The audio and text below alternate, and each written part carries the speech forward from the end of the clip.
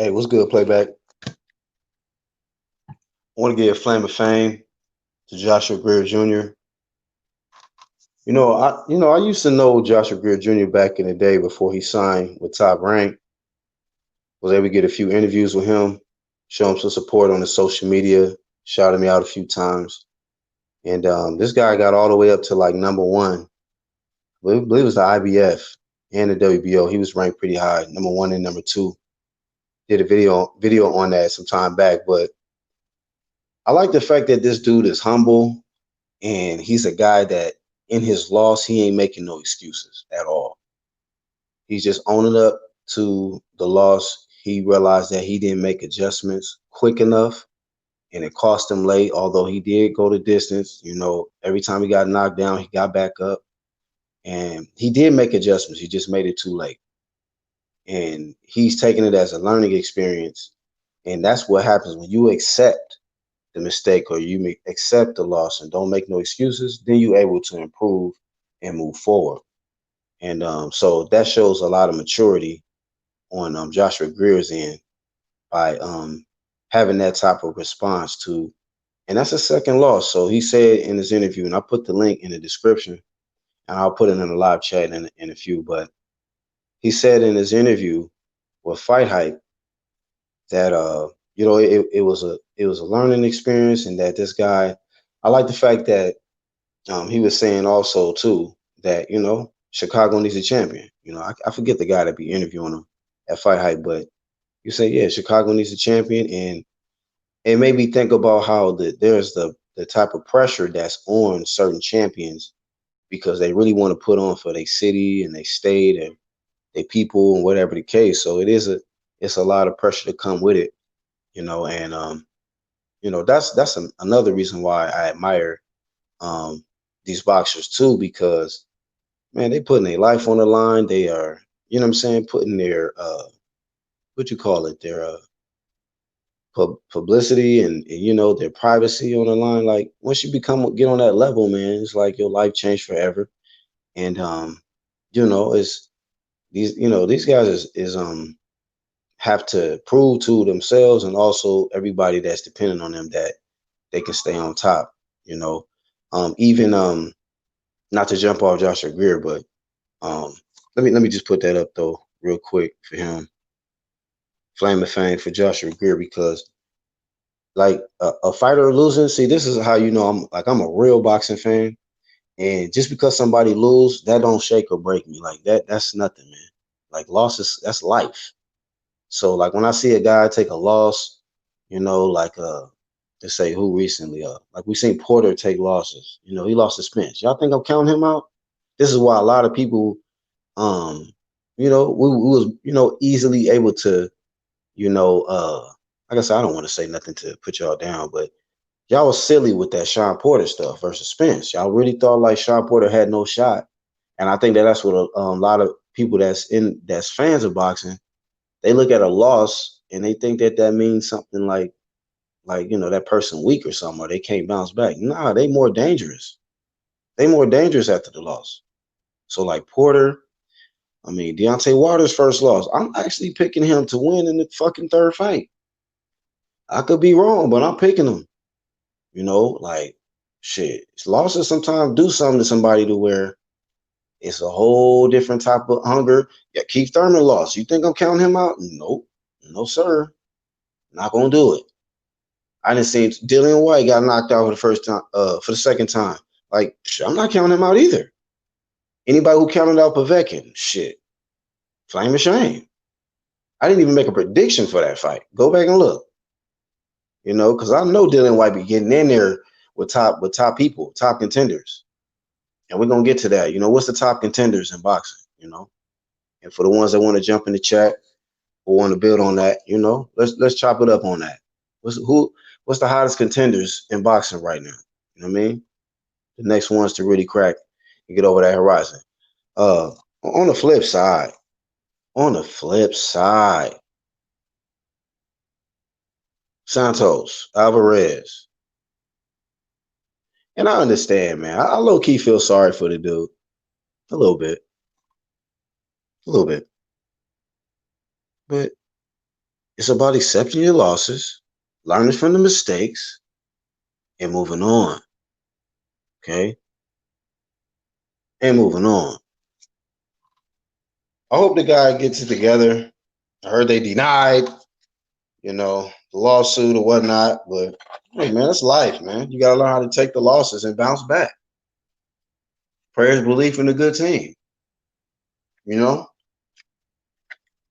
You got to get on the right team, fam, to really just keep it cracking. And I hope one day he can get to that place where he's the boss. I want to see Santos Alvarez boss up in every way. You know what I'm saying? In the boxing ring, get in there with some live smoke. I want to see this dude get his bread at the same time.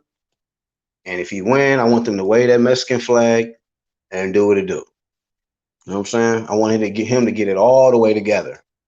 Get away from the people that's not benefiting you and get with the right people that's going to help you excel. But when you go out of your way so that you can maintain a cherry pick, we're not going to let you make it with that. You just can't.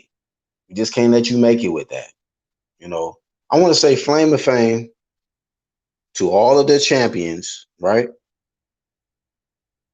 That's on that big champ shit. You see, when you're on some big champ shit, everything runs smooth. You notice that? If you notice, right? When you own some big champ shit and you stay on that level, everything just runs smooth for you. You got options. But when you try to get on some weak champ shit start falling apart.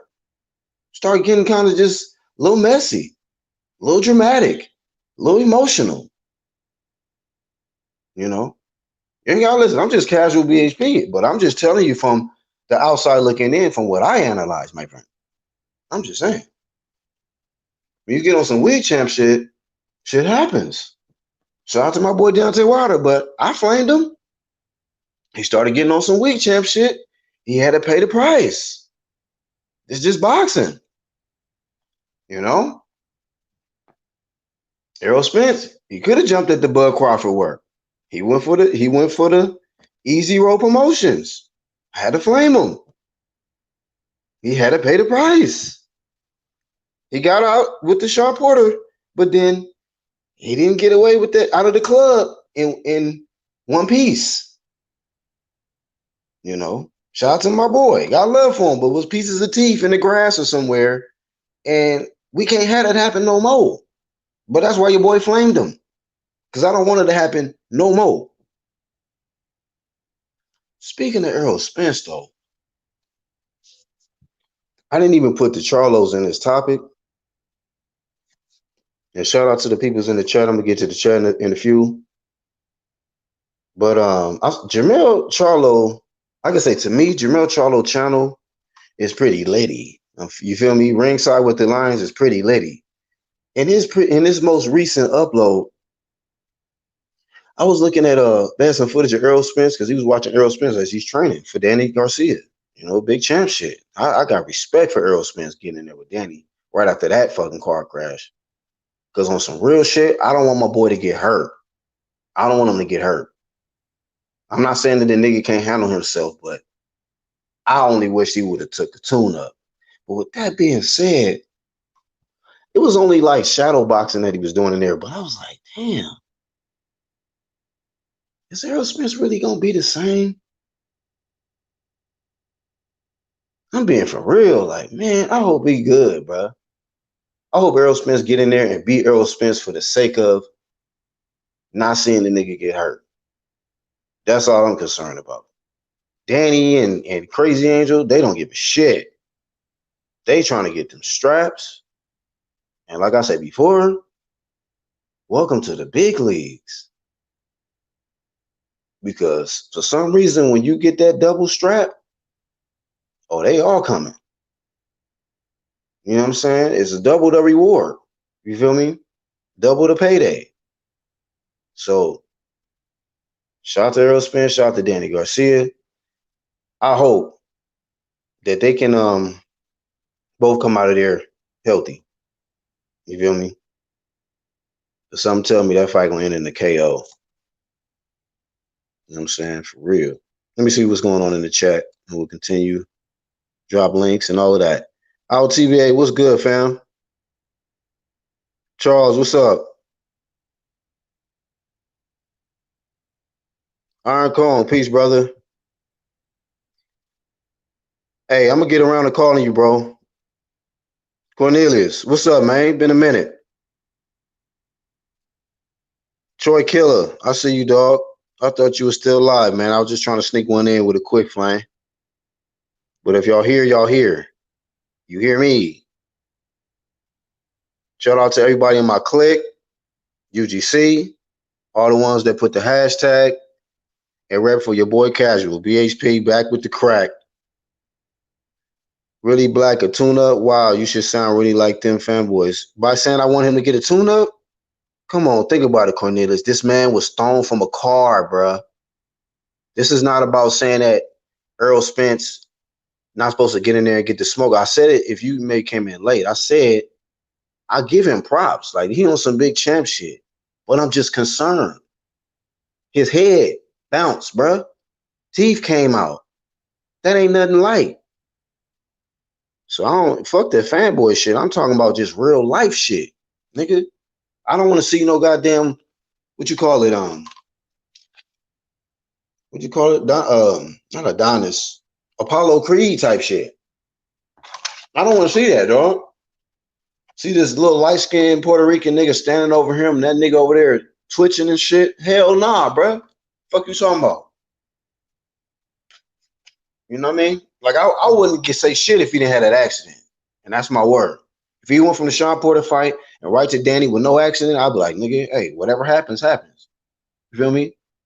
But to me, I just felt like it was like that Andre 3000 shit. Too soon, reconsider, read some litter, mature on the matter. Shit.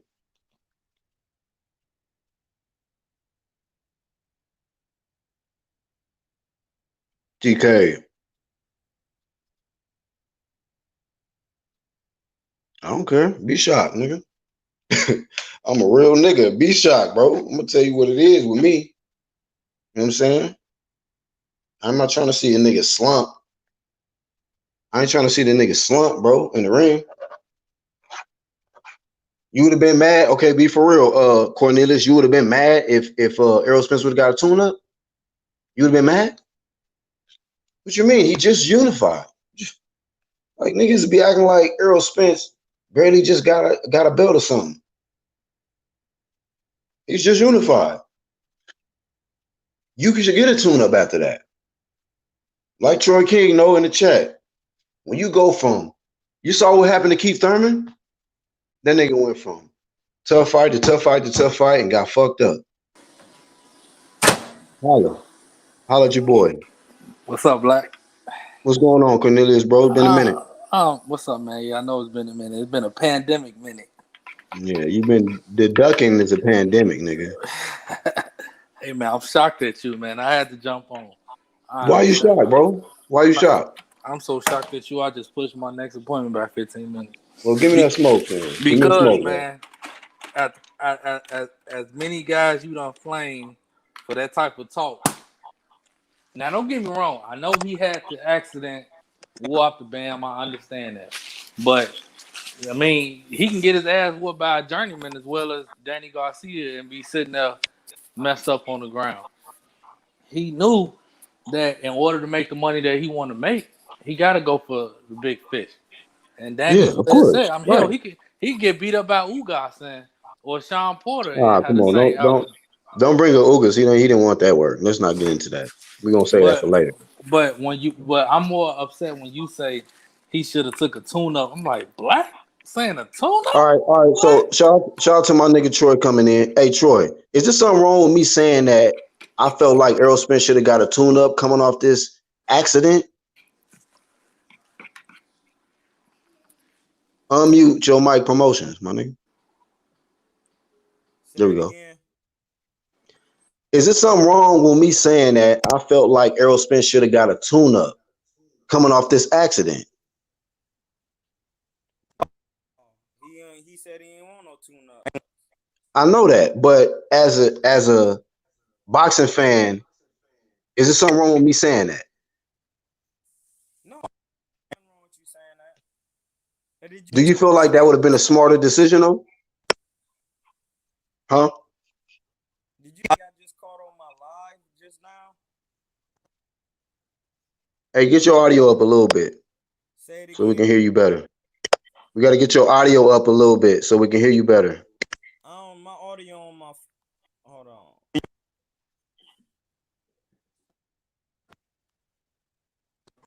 Get your audio up. Promotions, my nigga. Shout out to Hashman who just Hashman Boxing.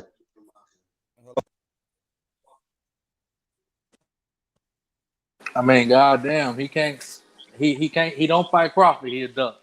He don't take a tune up. He should. The man can't do wrong. He can't do right. I mean. So real quick, Cornelius, if you would have took a tune up, you would have flamed him? No. Okay. This is what I'm saying. I mean, what's your opinion of a tune up? Because me, I look at a tune up as shit, Carlos Ocampo, but he was rated to fight him in that IBF, so you really can't call him. Yeah, that was some bullshit. But yeah, that fight was some bullshit. We got that established. Yeah. I mean, honestly, Sean Porter's not no top elite guy, so I don't know what his other options would have been, other than like a Ugas. You know they only fighting each other over there, so. I mean, He could have fought a goddamn what's that Mexican dude that beat him in the amateurs? I keep forgetting his shit. Virgil Ortiz? Omar Figueroa. He could have fought him. He could have fought a goddamn. He could have talked shit to Ruben and Guerrero. I guess it Robert threw me off Guerrero. because you ain't never came off as like the whole tune up and all that other shit. A big fan of that. You know what I'm saying? My nigga, because Cornelius, not every fighter is getting thrown from a car, bro. Think about it. But he did say he was okay though. Sense. He did say he was okay. He said that, but the nigga had to get. All right, Cornelius. All right, you just want that nigga to just get in there. I got you. That ain't it. I'm just saying. That's what he said. You feel me? He said. I got you. You like Errol Spence. You just like Errol Spence. Get your ass in there, nigga. You said you gonna do this, do that. Nah, I respect that. I respect that more. It's like Deontay Wilder. Do you think he should step aside and let Fury fight Joshua? No, he taking the man route, and he gonna take that rematch. He might get that ass whoop again, but he gonna take the rematch. My bad. He gonna take a rematch with who? With Fury, I'm sorry. A lot of people think he shouldn't do that. So I look at it the same analogy with Errol. They say Errol shouldn't. No, but Wilder didn't get thrown from no shit. He just lost, nigga. He running it back, just like Dylan White about to run it back, just like AJ ran it back. And they both niggas running back. They both have some horrific knockouts. Like them niggas got beat. Yeah, and guess what? AJ bounced back from getting knocked out. His head busted all up. You might as well say Errol shouldn't fight at all until he like next year type shit. Which it technically almost been a whole year shit. I know. But I'm just saying, I just wanted his first fight to be a light touch, so we can see if he the same. I can't believe we co-signing light touches, man. You said what? I can't believe we co-signing light touches. We co-signing light touch, man. Come on, man. That's understandable. Light touch. That's understandable. Light touch is black. Light touches on a dude who freaking head bounced on the concrete. Hell yeah, light touch promotions, nigga. Hell yeah. I'm not gonna even think we even second guess that. He shouldn't fight out. So what you think about this the way this pay-per-view being promoted for these Charlo boys? Because I barely hear about it. Yeah, I know. I mean, shit. He promoting on his YouTube channel. You sub to him? I actually saw it, but I got a short attention span. It was so long, I ain't look at all that. And some of it be all that Macho Man capping shit. So I'll be like kind of turned off from it. But Salute to Davis. Davis in the chat. Salute, bro. But I did look at a couple clips of it, and Yeah, you gotta watch that shit, man. I mean, that's the promo right there. Ringside with the Lions. then Subscribe. I heard how much they charged for the pay per view. I said, God damn! Yeah, it Like is a lot. even It is a even lot. if it wasn't a pandemic, y'all niggas ain't worth Hey, $74. real quick, shout out to Dapper Don Dada. Shout out to you for the sub. Shout out to you, bro. You All right, know, go ahead, so Zebo. they not worth $74. I mean, that's not worth $74. Like Yeah, I mean, but you know, it's not like they fighting tune-up type fights. They getting in there with some real smoke though. So it makes you second guess, like, ooh, I might want to get this because it has that risk factor in there. And one of them could not only could they lose to Charlo for the first for Jamal, it could be the first time for Jamal, but he got a possibility to get stopped. Hey, you got some audio issues, brother. my bad. Go ahead. Kind of loud. Um, I mean, it's a possibility that both of these dudes could get stopped for the first time. So that's what make you kind of want to buy it. Like, oh shit, let's see if these niggas can pass this test. Because if they do pass the test, you gotta give these niggas props. Like, you gotta stop with the hate. It's gonna be like, yo, Jamel the real deal. He unified. Shut the fuck up. And Jamal is the real deal. He just beat the dude that really low key beat Triple G. You know what I mean? So he really should have had. It would be like two straps. You know what I mean? If it was the real deal, it went fair. But you know what I'm saying? So it's gonna be a real defining fight for the Charlo twins. I And I mean, just found out it's in two different venues. Is that correct? yeah, and it's at two different times, which is weird as fuck. But hey, whatever suits them. This is my thing for the casual fan. I ain't even gonna say the casual fan. I'm gonna say the hardcore fan. We understand what type of fight this is, but when you trying to sell a pay per view, you for one to the United States fan, they don't. These guys don't even speak English. Nobody knows them. Like it's like the pay per view thing is not even attractive no more. When you used to hear pay per view, we heard Floyd, Tyson, guys that you really know is must see TV. Now they just using pay per view to just pay guys and call it a day. That's what's wrong with a lot of boxing now is that guys got these guaranteed money, so they don't care about who they fight, or they don't even try to fight tough competition because they know that Yeah. they're gonna get paid no matter what. Hey, I gotta holler at my playback game real quick. Hey, y'all hit that like button. Also in the live chat, please hit the like button. Shout out to everybody tuning in. Troy Killertainment, King, what's going on, fam? My bad, blood. I was trying to do something. I was trying to still run my live and then get on your live so people could hear what you had to say, but it wasn't working like that. So I just shut it down. The studio getting done and painted, so I got to be in this weak room right now. But we just moved. Remember, I told you that, so I was like, man, I can't keep letting everybody be talking and the LDBC or whatever they be doing. I just can't keep letting that going on without enough balance. And you know what? I didn't know who the LDBC was, bro. I didn't know who was the starter of that. And now when I finally somebody told me who started the LDBC, it kind of made me mad because dude who started it, he helped me start my channel before he even ever was a LDBC. That shit didn't even exist.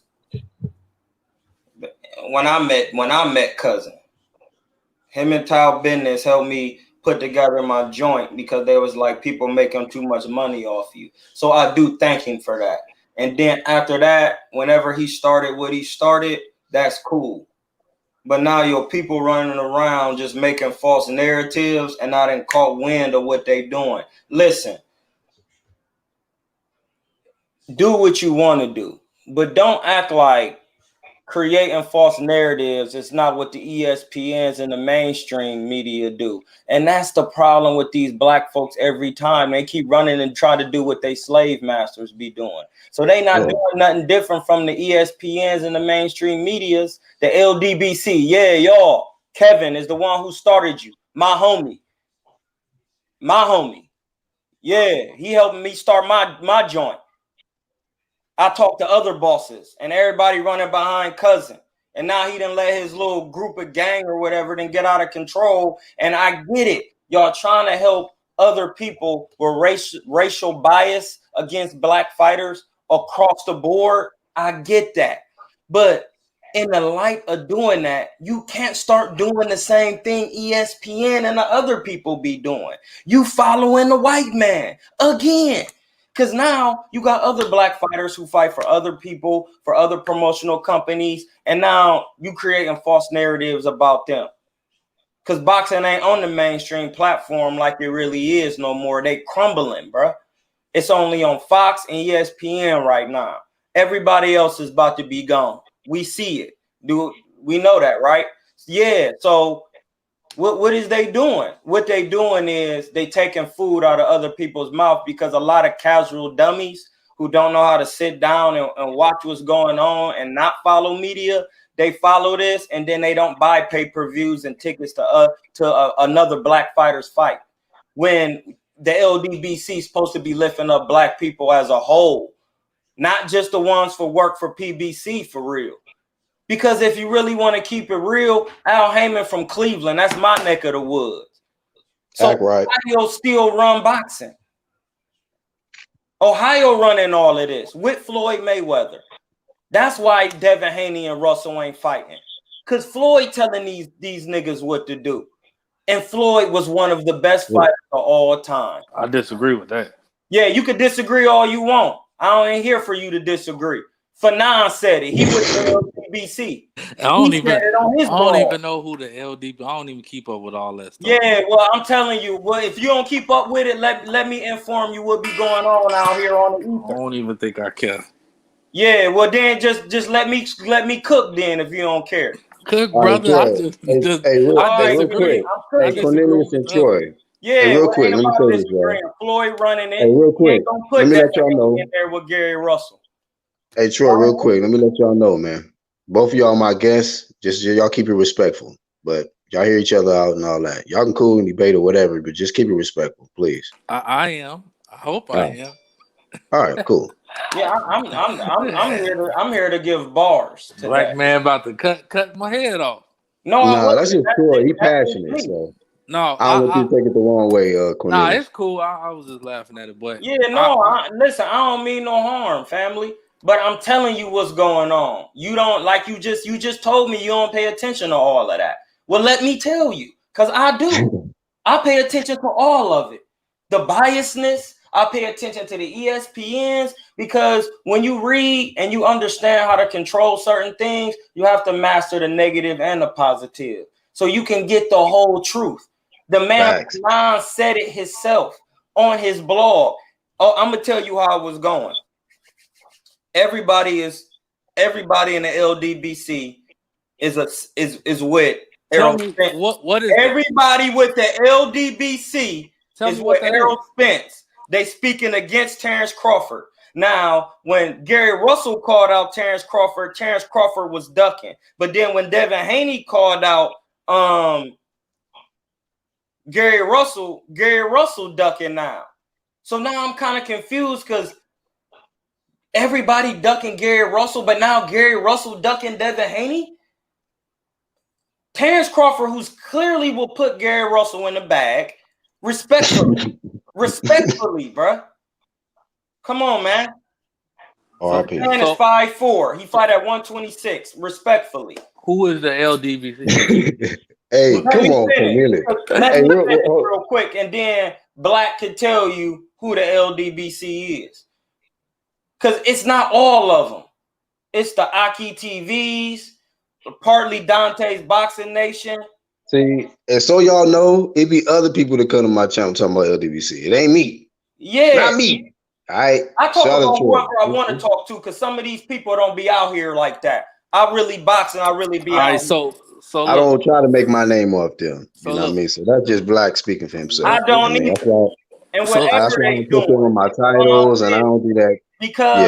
Because Fanon start going against what everybody was saying that Gary Russell is not a duck. He never will be a duck. He's not going to take it. So then I'm thinking in my head, like, hold on. If he deal with all these other guys, why he breaking cold? Because everybody is on here is saying that Gary Russell is ducking Devin Haney, but he not saying that. But when everybody was saying Terrence Crawford was doing it, he was with it. but for some reason he don't like it because he has certain part of his mind ain't gonna let him follow like that because he got money and he do business, and everything I heard from him in the past couple weeks lets me know he only gonna go so far. So what he said on his channel was Floyd is clearly running the PBC with Al Heyman. That's a fact. We don't have to. That's a fact. Floyd is one of the greatest boxers of all time. Technically, he knows how to look at somebody. All time. He knows how to look at somebody, see what they do. That's called solvent. That's called being a good solvent. Hey, I'm gonna say this, Troy, and then I'm gonna let you continue. He's one of the few people that's in our hall of motherfucking flame, nigga.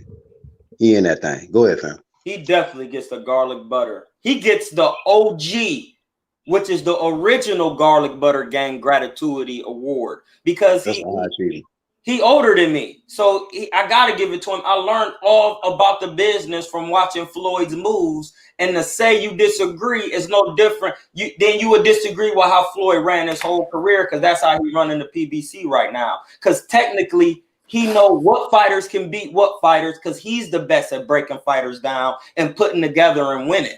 So he's blocking Gary Russell and Devin Haney because Devin Haney is like a son to Floyd Mayweather. I doubt that. Hey, you don't have to doubt it. The man for 9. Hey, so real quick.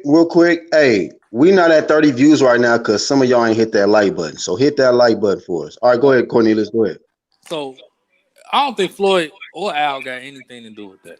In my opinion, the Devin Haney daddy tried to pull some double stunt shit. He tried to act like DHP was gonna throw the event, right? But he still wanted to try to get paid from the zone. Gary realized, how am I finna get paid? Am I finna get paid from DHP or the zone? So what Hey, bro, let me help you real quick. DHP knew that wasn't happening because when they ain't got the money. Was at the gym with Floyd, he been telling him what to do, and his daddy, bro. DHP is not running nothing. That's what I'm trying to say. They don't. How you gonna say you a boss, but you gotta. So let him finish. Hey, Troy, let him finish, and then you can. My thing is, how you gonna say you a boss, but you gonna go ask your boss for some money? That's not no bullshit. He said Devin was gonna put up the money, but then turn around and say we gonna try to see if the network gonna pay for it. That's a red flag right there and there. That kind of made me lose some respect for them over there because they talked all that shit. We got this bread. We'll put up our own money, but then you turn around and try to say we gonna see if the zone gonna throw it. They was trying to double dip. You gonna try to get the zone to pay for Devin and pay for Gary, so you could take some off the top, but say it's a DHP event. That's what I believe. Real quick before you go, hey, Red Glove, what's going on, fam? You all right, bro? Hey, what up, Black? Sorry, I had myself on mute. I'm driving. You good? I just want to acknowledge you, man. I just want to acknowledge you. All right, I appreciate that, Black. I'm gonna sit here and listen for now, because I'm probably gonna go through a bad spot. But once I'm a little bit better situated, I'll start talking. Yeah, we don't want to have to hit you with the phone dial promotions. All right, go ahead, Troy. So, like I was saying, everything dude said, that's fine and dandy, but that has nothing to do with anything. Because DH can't throw nothing because he don't own no net. He not on no network. He can try all the moves. He not the richest man in the room. So he just what my man Fanon explained. Because Fanon explained a couple. You kind of said that though, right, Cornelius? Didn't you kind of say that? Yeah. And my thing is, I think I know because you mentioned some of them channels, and I have watched some content. My thing with the bias shit, I try not to be biased. I can love my favorite fighter, but when he do some fuck shit, I'm gonna call it out. Like I just said, I like them boys over there, Devin and his daddy. But when he pulled that shit, it kind of made me look at him in another light. So for them other YouTubers that be getting the interviews from them, I wish that, they praise them, but then call them for their bullshit. So I don't see none of that being called. You know what I'm saying?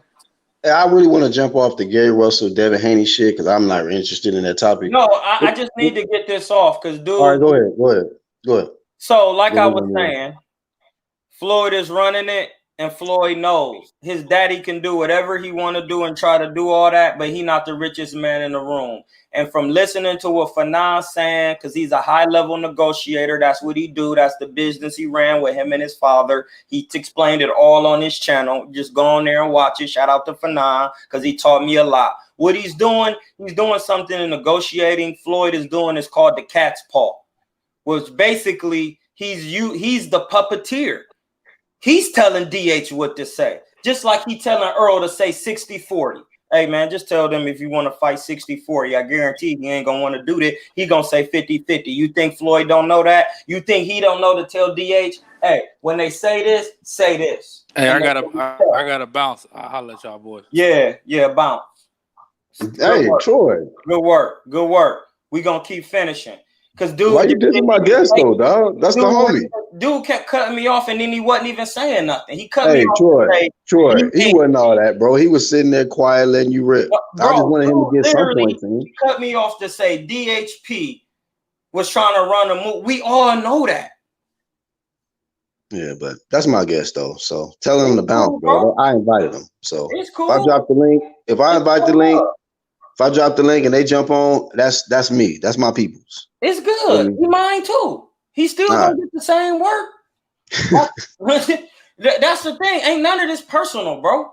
Ain't none of this personal. What I'm saying. It's just I listen to these blogs and I see. Yeah, but a lot of them don't know you, Troy. They don't know how. You know what I mean? Like I know you don't mean nothing, but it's just like other people be looking at you. If this their first time meeting me on the blogs, then they should let me welcome them in because I'm the GOAT of it.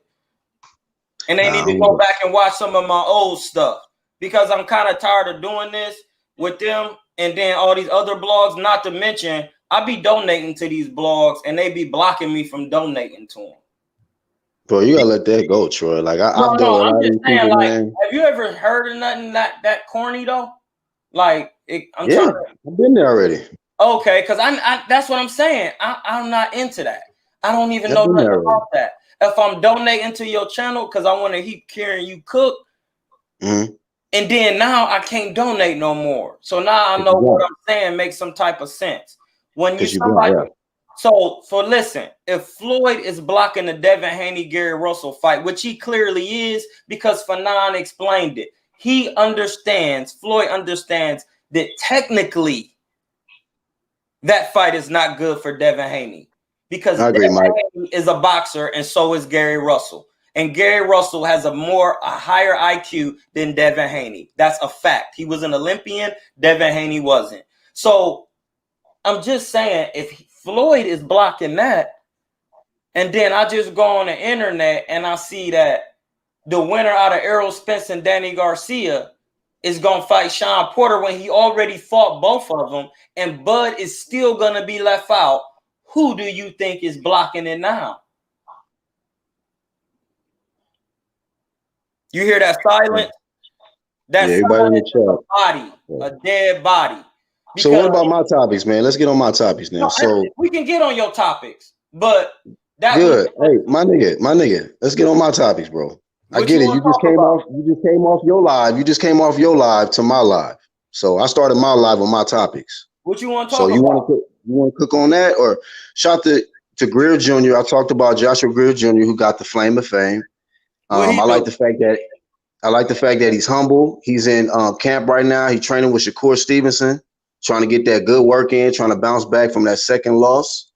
And he was in position to really fight the monster anyway at #1 spot. But he lost. I'm glad he didn't, because he need that work. He's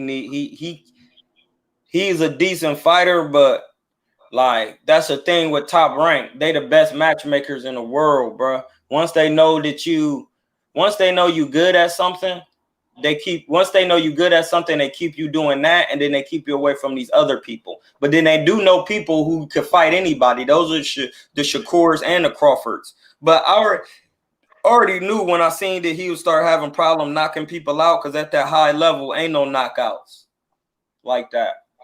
Unless you Deontay Wilder.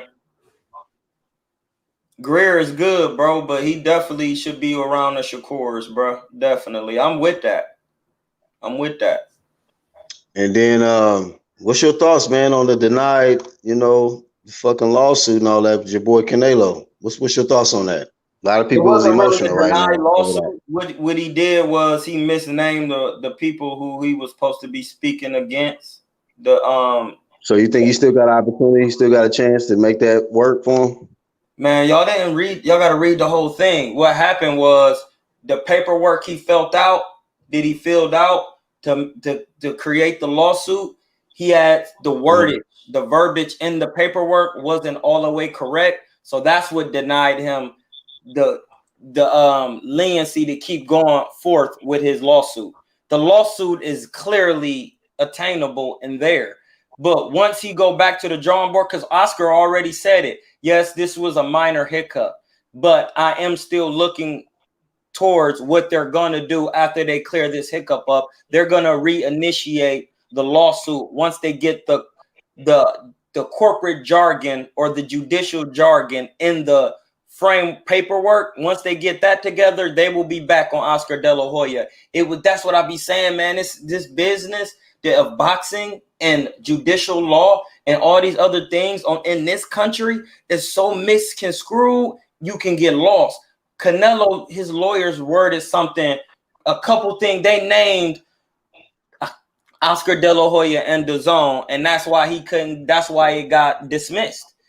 Once he go back and reword it, the lawsuit is going to be going on. Unless he choose to sit down with Oscar and work it out, but he not trying to do that. He trying to go to PBC because he only going to have to pay Al Heyman and he going to really get to keep all his money. And then he's going to fight all those guys because everybody talking about him going to PBC.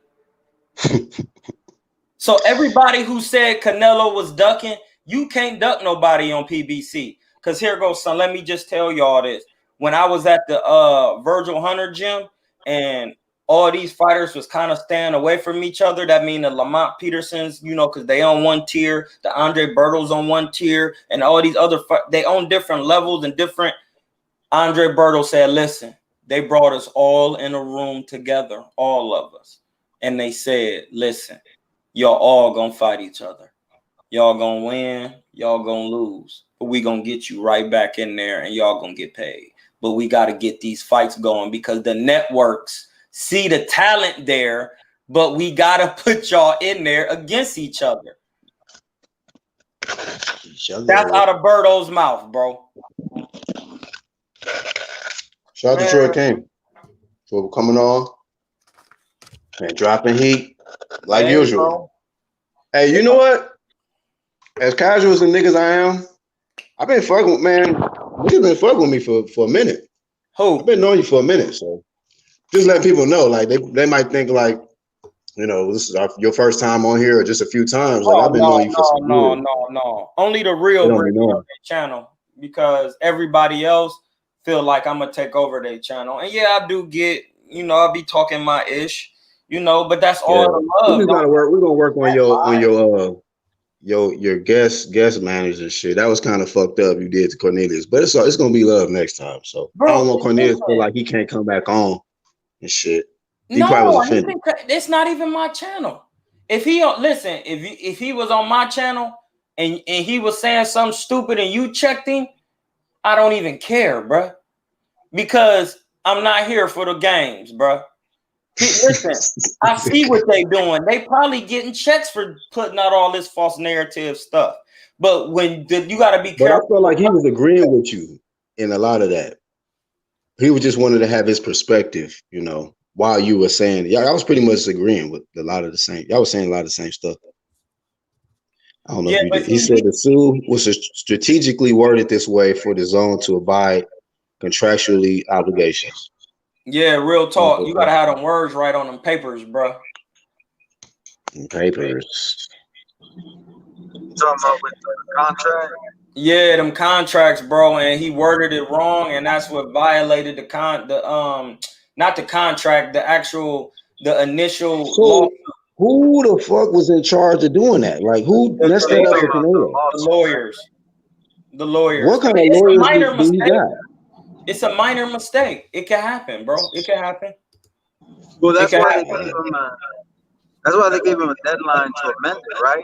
Yeah, they gave him a deadline to amend it because it's just like a minor mistake. If you're gonna continue on with the lawsuit, they got 2 more days. They got 2 more days to what was it, like appeal or whatever. It's like 2 more days. Yep. So he probably gonna wait to drop it on that last day and bar him, and then you know what I mean, or he might not. It just depends. But I'm gonna tell you, he trying to get over to PBC so he can keep all his bread. He trying to keep all his bread for real. He need that. He don't want to share with Oscar no more. This is what I be watching. Black in the chat. GK, what up? Clerical. You absolutely right. Clerical. Shout out to GK. But yeah, I just you got some playbacks of speaker in your background? Oh, my bad. Okay. I just got a question. The law firm. Oh, go ahead, bro. Go ahead. I was gonna say is, where does Golden Boy go from there though? Because I feel like if they lose Canelo, they're kind of screwed. Yeah. Yes, sir. I wouldn't say that, but Ortiz, Ryan, shit. Good luck. They're gonna have to start from the bottom. But that's why I said sorta, because they got some, they definitely got some young talent on the rise. Hey, look. Hey, Iron Kong in the chat says PBC got 30 mil a fight for Canelo. Do they? Yes, they do. For Canelo, yes. Believe me. Welcome to the Ghost. Hey, shout out to Canelo fans, bro. For real. Welcome to the Ghost, man. Y'all about to meet Al Heyman. He gonna be in there with Charlo, all different types of fighters, bro. Because they gonna let Canelo. They gonna say, "Listen, Canelo, you can fight who you want, but then you gonna have to fight these people too." You see, listen, yeah. I never thought Manny Pacquiao would get in there with the likes of a Keith. How will Golden Boy, Oscar, and them feel to lose Canelo to Al Heyman? He will be hurt, and he will realize that racial bias don't mean nothing in the real world. It's about real business. It's about people right. That's what it's about. And he will realize that. Dang. Or if he feel like if he want to play face and say face for the media, which is his God, then he gonna say face and not realize the error of his ways. And you hear what it say in the books: the fool will part ways with their money. So then he just won't be doing Golden Boy promotions anymore. He'll be like Don King. See, Don King had a run, but then he could have been the greatest of all time if he would have treated people right, because he had the gift of gab. He ain't got what they. But listen, it's two men on two different sides of the horizon. That's both from Cleveland. One, you got Don King, who dog everybody out and treat them like crap. Then you got Al Heyman, who be quiet, don't say nothing. People act like he don't exist, but he is real. But he treat people right, and he makes sure they get their just due. You could stay. Remember, they were saying Al Heyman was gonna die. His fights was gonna die out. He would listen. My man. Real quick, there's a comment. There's some people got some questions for you in the comments. Troy. Go ahead. So he's saying that he's gonna do pay-per-view numbers enough to earn 30 mil every fight over at the PBC Fox. Who does he fight against to earn that every time? How many fights we talking? You want me to name them up? The Charlos, Caleb Plant, that's a big fight. Who else on PBC? He could scrap with John Pascal. That's just just a little check. Because John Pascal fight at 175, but he did stop a young man named Marcus Brown. Shout out to you, Marcus. I love you. I wouldn't mind seeing that fight. But, I mean, we're talking about 30 mil. Like, those are big fights for him to get that kind of payday, though? David Benavidez, who don't want to see that? I mean, he don't want to fight him, remember? He waited till the nigga missed weight, and then he want to go after the belt now. Hey, that's on David Benavidez's fault for missing weight. All he had to do was get on. Listen. When you getting paid millions, ain't no excuse for missing weight. There is no excuse. But do you respect that though, Troy, as a fighter? I expect people to come up off of people. No. I'm saying not expect it. I said, do you respect that? Yes, I do. As a fighter, I do. Because once you miss, I make you pay. You miss weight. No. Floyd, listen. Let me counter you with that. Floyd made you miss and made you pay. Yeah, he did. Okay, let's not play that one, Troy, because this nigga right here just fucking just snagged a nigga. Hey, he did the same shit to Benavidez that he did to Demetrius Andrade at 154. Did he miss weight? Who? David Benavidez. Yes, he missed weight. Then what else is? Why are we arguing? I'm just saying, do you respect him as a fighter for doing that? Did David Benavidez miss weight? All right. Listen, if he didn't make the weight, we ain't talking about it. He got to make the weight. So you blame Canelo. The thing about it is, look, this is how I look at it. This is how I look at it, right? And you disagree. You look at it. You blame. I know, but let me just tell you.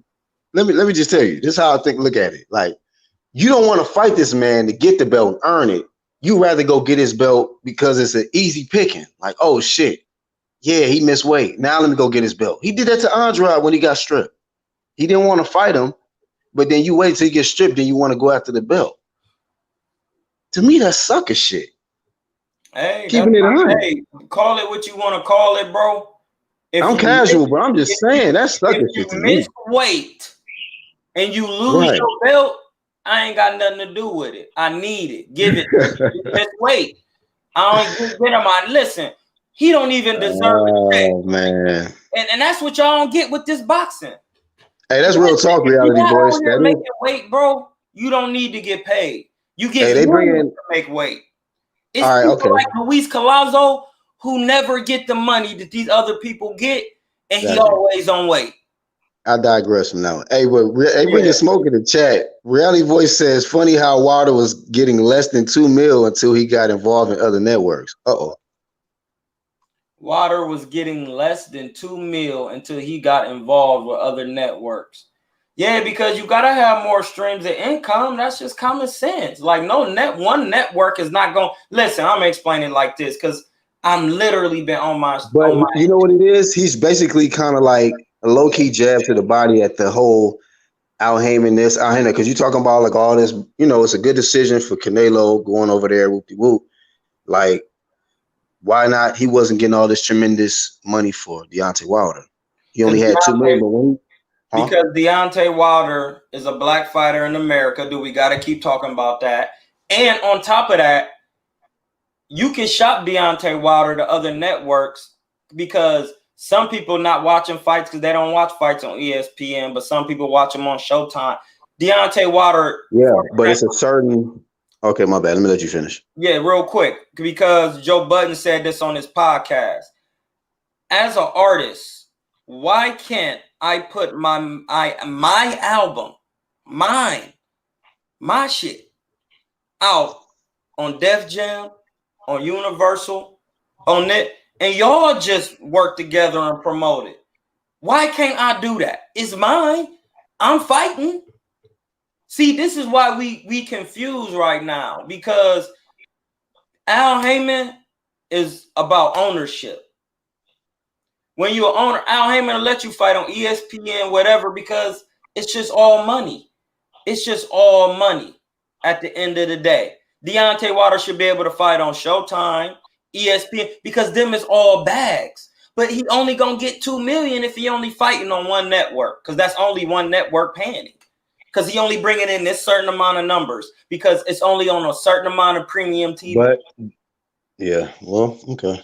You see what I'm saying? But everybody got ESPN, and everybody watch it. But if he was fighting on ESPN, so you think he would be, if he was just on ESPN, you think he would be getting paid more? No, because I just explained he has to be on all the platforms as a black artist, as a black KO artist. It's no different from the record label. He need to be on every platform because as a black, they don't support us like that. That's a fact. There's no listen. Back in the 80s and the 90s, Mike Tyson made the most money because blacks was ruled boxing. Ooh, this is a good time right here. Now that the landscape has changed, you have different demographics, and you getting different fights and different people tuning in. They trying to Malinaji was an example trying to say that the black fighters is not selling. That's a lie. They're not selling just here in America. because we need to be on every platform, and that's how they boxing these artists in. Whether it's the boxer, musician, they buy. Yeah, you on Universal, you cannot deal to the competitors. Now, once I max out on Universal, some people don't deal with Universal. Some people like Def Jam. So what if I take mine over here to Def Jam and get another 500,000? Did I still Def Jam eating too? And I still win. See, and that's why they ain't eating like that, because Deontay Wilder only fighting on one network, so only one network gonna pay him the $2 million. But the network he on, say it's Showtime, they pay him $2 million. ESPN to say, well, if you fight over here, Showtime gonna pay you $2 million guaranteed for your fight. We'll pay you $1 million to get your fan base over here with us too, so we can have more of the black audience tuning in to ESPN to watch Deontay Wilder. And that's how you get paid more money. Now listen. Hey. No, I'm hearing you, bro. I'm hearing you. So look, this comment right here, he said last person that tried to shop Deontay Wilder to another network for big cash got fired. That's real talk. Yeah, that was Lou DiBella, because he tried to go behind Al Heyman's back and do it. That's why. He didn't go through the man. He didn't go through Floyd Mayweather or Al Heyman. And Lou DiBella is a snake, because Raquel Miller fought for Lou DiBella. So is that what he talking about? Somebody tried to shop that? Yes, that's Lou DiBella. Because Raquel Miller told me he did that. He done with boxing. Lou DiBella, can't nobody fight for Lou DiBella, because he done did so much backdoor nonsense. He don't have no fighters? He don't have no fighters right now? Yeah, he got fighters and they shelved because he tried to do too much backdoor on Al Heyman, bro. See, that's I really know that, because Raquel told me. Raquel Miller, he the one tried to shop Deontay Wilder to somebody else. Al Heyman got caught wind of it and said no, and he got rid of it. It's over for Lou DiBella. Lou DiBella got a couple fighters, bruh. They can't get no work. Not on the PBC. He done with boxing, because he tried to say, Al Heyman is connected, bro. Once you try to backdoor him and do it, because Kareem did it to Danny Garcia. Kareem Mayfield blew down on Danny Garcia 50 deep. But if they their own bosses, right? They not, bro, like that. They not. I said that. They ain't the money. They ain't, listen, you can't be your own. So somebody can't really go out there and make a really good deal to make a better deal for a black fighter. I get it that he white, but it was going to be more money that Deontay Wilder ever made. No, it wasn't. I don't see. Yeah, it was. What are you talking about? No, listen. It was. I said the wrong thing. It was going to be more money than he ever made. That's not the point. The point is he tried to go behind a black man's back and make all the money. And make all, okay, well, you can't do that. He's not yours, bro. Gotcha. You can't shop Deontay Wilder to nobody. You dead, blood. You dead. You should have went to Al Heyman, and then you would still see. But you understand, these Caucasians can't do that. They can't do that. They can't let Al Heyman dictate the money. Do we know why he avoided Al Heyman? Why? Who avoided Al Heyman? Lou DiBella. Why did he do it that way instead of he don't want to share no money. He want to make the money. Come on, bro. Why would you think he would do it? It was about to be the most money he ever made. If he pulled his move off, he go make the money. And Deontay Wilder gonna be like, he did this. And now only Lou DiBella. Come on, bro. It's a Caucasian. Ain't no such thing as a conspiracy no more. We don't need to even touch on that. We know it's racism against blacks. We know that. So he tried to pull one of those moves. He got wind of it because Deontay Wilder and no black man is gonna go against Al Heyman like that. Gotcha. So when he got wind of it, hey, you done. You out of here. You not working with nobody else. We not doing no business with none of your fighters. Willie Nelson is with Lou DiBella. Why do you think Willie Nelson can't get no fighters? Can't get no work? He fought Demetrius Andre. After that, he can't get nobody on the PBC side. Willie Nelson is from Cleveland. He's 6'4", and he hit like a tank. He ain't fought nobody on PBC because he with Lou DiBella. because Lou DiBella trying to pull moves behind people back, and Al Heyman got him out of here. I know that for a fact. That's why I never tried to go and do nothing to Al Heyman or on no ways, because I had my chances. And I told my dude, no, because I got too much respect for dude, and he got too much network. I wouldn't be able to put no videos out on YouTube because he more connected than I am. You can't be doing that. You can't. It's called the cat's paw. Al Heyman and Floyd is running the cat's paw, bro. On these fighters, they not their own boss. Got you. So, Red, what you want to? What you want to counter that, or what? What point did you want to make? Oh no, I'm not trying to make points. To be honest, you know, because Troy is in the business, you know, as a boxer. I'm just trying to get a better grasp. You know, I'm just trying to pick at his brain to learn, you know, to learn how this works. You know, like it's another perspective for me. I'm not here to argue with nobody. No, you good. I'm not either. I get the argument. Go ahead, Black. Right. So we got, it's pretty much the Troy. Hey, we got the Troy takeover. Hey, look, Reality Voice asks you a question. Now I don't get into them. The LDBC, I don't do that. But he's asking a question to you about somebody, Fanny taking money from Russell's team to promote him, but not declaring his paid narrative. I don't know if you want to skip that, because there's other questions. I don't even know what he's asking. He got to learn. See, my woman had to teach me how to write on social media because she's an English major. I don't understand what he's trying to say because he has no punctuation. And that's not a diss, but it just say, what does Troy King think about Fanny taking money from Russell's properly to promote him, but not declaring his paid? Oh, snap. So what I said was true. That people are having paid narratives, but not saying it's a paid narrative, which is actually taking money out of somebody's fighter. Because it's not everybody who like the blacks and like the Troys who actually know boxing and know what's going on. It's a lot of casuals, and they gonna believe it, and then they not gonna tune in to the fights. I think it's clown business. That's why I just did a live, and then I went on 7/8's live and tried to donate, but I couldn't donate.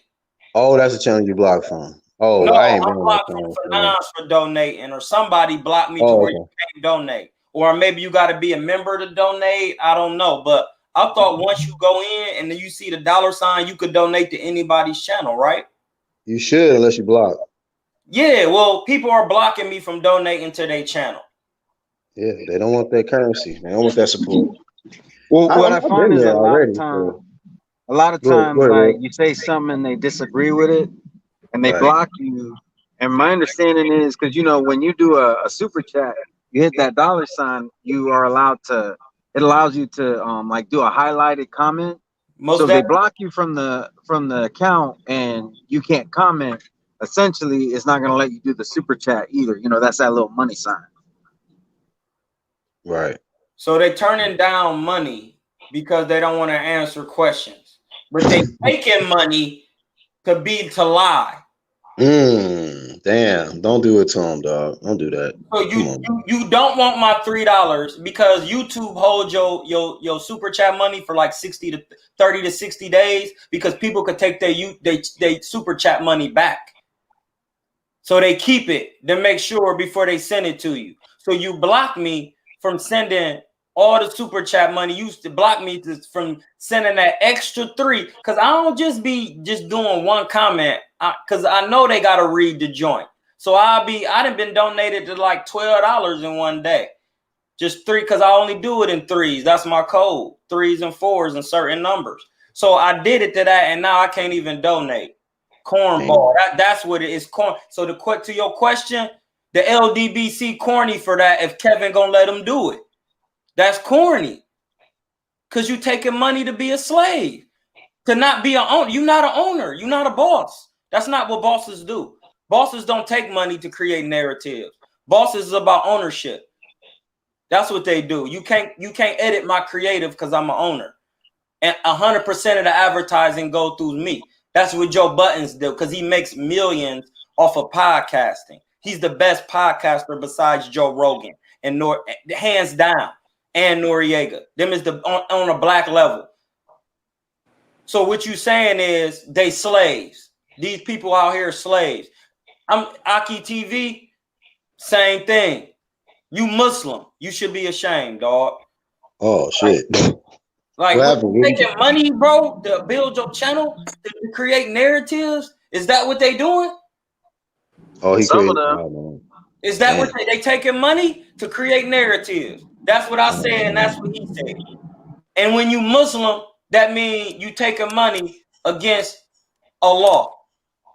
You taking money. It don't matter if you Christian, Jew. That means money is your God. Aki TV, you corny. You corny. And what you gonna say? You creating false narratives to stuff that's clearly not true. You gotta let it go. Nation. Hey, but they're not gonna give a shit, Troy. So you can listen all you want. That's why I don't bother. I'm the GOAT. I got my own platform. You think I'm only gonna have 2,000 followers? But I'm about to get a whole studio built for this. I'm really about to take this over. Hey, but what you don't understand, man, a lot of people like this fake shit. So good luck with that. Hey, what's up, Angel? Hey, not much, man. You know, just coming on to show the actual pause. You know what I'm saying? Just talking about cat pause. That's the cat pause right there. That's what he's talking about. See what I'm saying? Yeah. This is what Al and Floyd doing. See that? Look. Cat paw. That's a cat paw right there. Boom, blocking you from the mill. See my cat just blocking another cat from the mill? That's how they do. Cat's paw. Boom. That's my meal. Hold on, me eat first. That's what, reality voice chat. Because Top Rank did it, and other companies like Golden Boy, when all the fighters was working with Golden Boy, and all of them was over there, Adrian Broner and Charlo saying, man, he don't care about black fighters. They was just rotating the Mexicans and not giving us nothing. So I see why Floyd doing it. But when you choose to take a Westernizer or a Caucasian or a Neanderthal, or you choose to take on their ways, you're not doing right. As a black person, we've been prosecuted for over 400 years. We never came back and did nothing to nobody. Hey, real quick, my phone is at 5%. I just want to ask something real quick. Troy, you say you did a live earlier, so you got your own channel now, right? Yeah. All right, I'm gonna definitely subscribe. I'm probably gonna jump off and jump back on, but thanks for answering any questions I did ask. And Black, I don't know if you're aware, Aki, the dude he was talking about, and like I'm gonna just tell you, he got suggested to me. I listened to him for like 2 minutes. I'm like, yeah, this ain't for me. Yeah, they corny, man. Yeah, I feel bad because I shouted him out one time on one topic he did, but hey, let me say something real quick. Let me say something about. And my Angel even told me before about this dude. Matter of fact, he told me first. I was like, damn. Look, let me say something. Like, see, I could have easily been up there, been on some shit like Aki, but I said, you know what? I ain't fucking like that. I ain't on no fake shit. Y'all know me. I've been on fucking a Boxing Ego. I was a moderator for Boxing Ego, Dante, all them big ass channels at LDBC, all that shit. And I was like, you know what? I'm not a moderator for a reason. I'm here for the few and the fucking proud that love fucking boxing, that really enjoy it as a boxing enthusiast, right? That really bleed this shit like a TK, right? Because, hey, look, I don't get everything right. I've been actually wrong a couple times. We already know this. And I'm not fallible. Nobody's fallible, right? Nobody, right? So check this out. All that shit that they talking about, that Aki shit, that is a waste of your fucking time. You just waste it. Every time you click on one of them videos, actually wasting a movement, you're wasting energy, you're wasting movement, and you're wasting seconds. I need content. That's why I'm the GOAT. That's why I'm the GOAT. I'll break down anything. I don't care what it is. That's what I don't run from trolls are allowed in my chat. The LDBC came in my chat. They flooded my chat. The LDBC tried to spam my chat. I went a 4-hour live and bodied everybody. I don't care. Because at the end of the day, when you look at the YouTube analytics and somebody come to me, they're going to see, oh, you kept these people attention. The average watch time was 30 minutes. That's a sitcom. Somebody going to be coming to me trying to pay me millions. That's what I'm saying. It's never a waste of my time because YouTube keep analytics. I'm getting paid to keep people's time. That's why I love it. So I need to watch that content sometimes. You have to master the negative and the positive. It must be balanced, and that's what I'm here for. to make sure the horizon shine like it always do. Hey, GK Black, Exactly. I know he popped for that in that fight when he was gonna face Charlo, because he was asking you what happened to Woody Monroe Jr. He did pop dirty, and then he got dropped. But it's some stuff I can't even talk about, like personally. Like I know him through somebody else, and I wouldn't even put his business out. But they know he didn't pop dirty like that. They know. Hey, Hashman. Hey, yeah, for sure, man. I'm about to drop it again. Yeah, you can hop on. Yeah, dude, Bully Monroe, he popped dirty. He did, but he didn't pop dirty for a performing enhancement. But I'm not gonna tell his business, but gotcha. No, I respect it. Yeah. Hashman, also to answer your question, and somebody got a little bit of echo. I know who he is. I don't watch his channel. It's been a while, but I do know who Goodfella is. I knew him, back in the day. No issue with him. Iron Cone says, you're ridiculous. He didn't even read what the fuck the comment said, but automatically dismisses the comment talking about his girl, all that. I don't know who you're talking about. I don't know. Okay, so they're talking about the other groups taking people money. Yeah, I don't get all into that. I mean, that's why I'm not affiliated with them people. It's all kind of different stuff going on. So, at the end of the day, I don't regret, because I made my moves and it is what it is. So credibility is more important to me than just being with a big group. I'm just being real. Listen, it's one thing my mama told me, bro. It's one thing my mom named Judy King, bro. She told me one thing. Hey, if you do dirt, my mom a street nigga, bro. She said, if you do dirt, you do it by yourself. I don't care what it is. Another thing, if you're going to be in the street selling work, have a real job too, because the police going to come looking for you.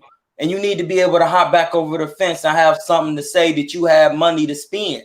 That's why you need a job to even be in the streets, even though you shouldn't be in it. But if you're going to do it, be smart. And then the last thing she said was, don't ever join no gang.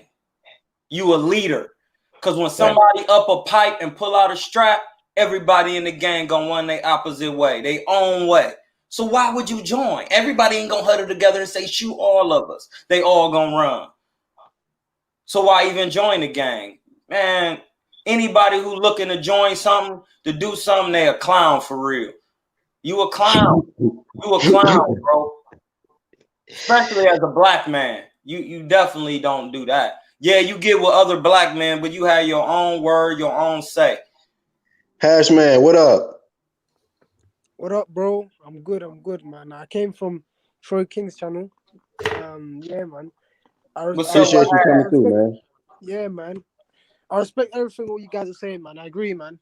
And with what Troy King was saying with these guys, I feel like these guys are ruining boxing because the topics they talk about, the other fighters, they're not getting the shine because they're not getting the other fighters are not getting talked about. It's always these narratives about this guy ducking this guy, and then they make like 100 episodes of the same scenario.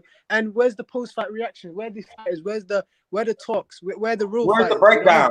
No one talks about Nui. I don't see these guys talk about Nui fighting. I don't see these guys talk about these other fighters who fight on, like. I have heard nobody talk about Buatsi.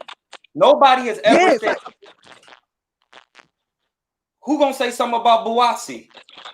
That's how I know people ain't really watching boxing. They talking about Yard, but they ain't talking about Buatsi though. Yeah. Reality, you dumb, dog. He said, my mom taught me one thing. Troy, did you? Go ahead, dog. Hey, Troy, did you catch the fight the other week? The Frank Warren show. Oh, you missed it. With Yard. Yeah. Did you see the undercard? Denzel Bentley. I ain't see the undercard. I just watched a little bit of Yard's fight because I wanted to see if he made some improvements. Yeah, that was my homie. I called him today to talk about his fight. He fought a guy Liam Williams fought in Mark Heffron, and it was a good fight. I'm gonna send you the fight on send it to me. I'll watch it. Yeah.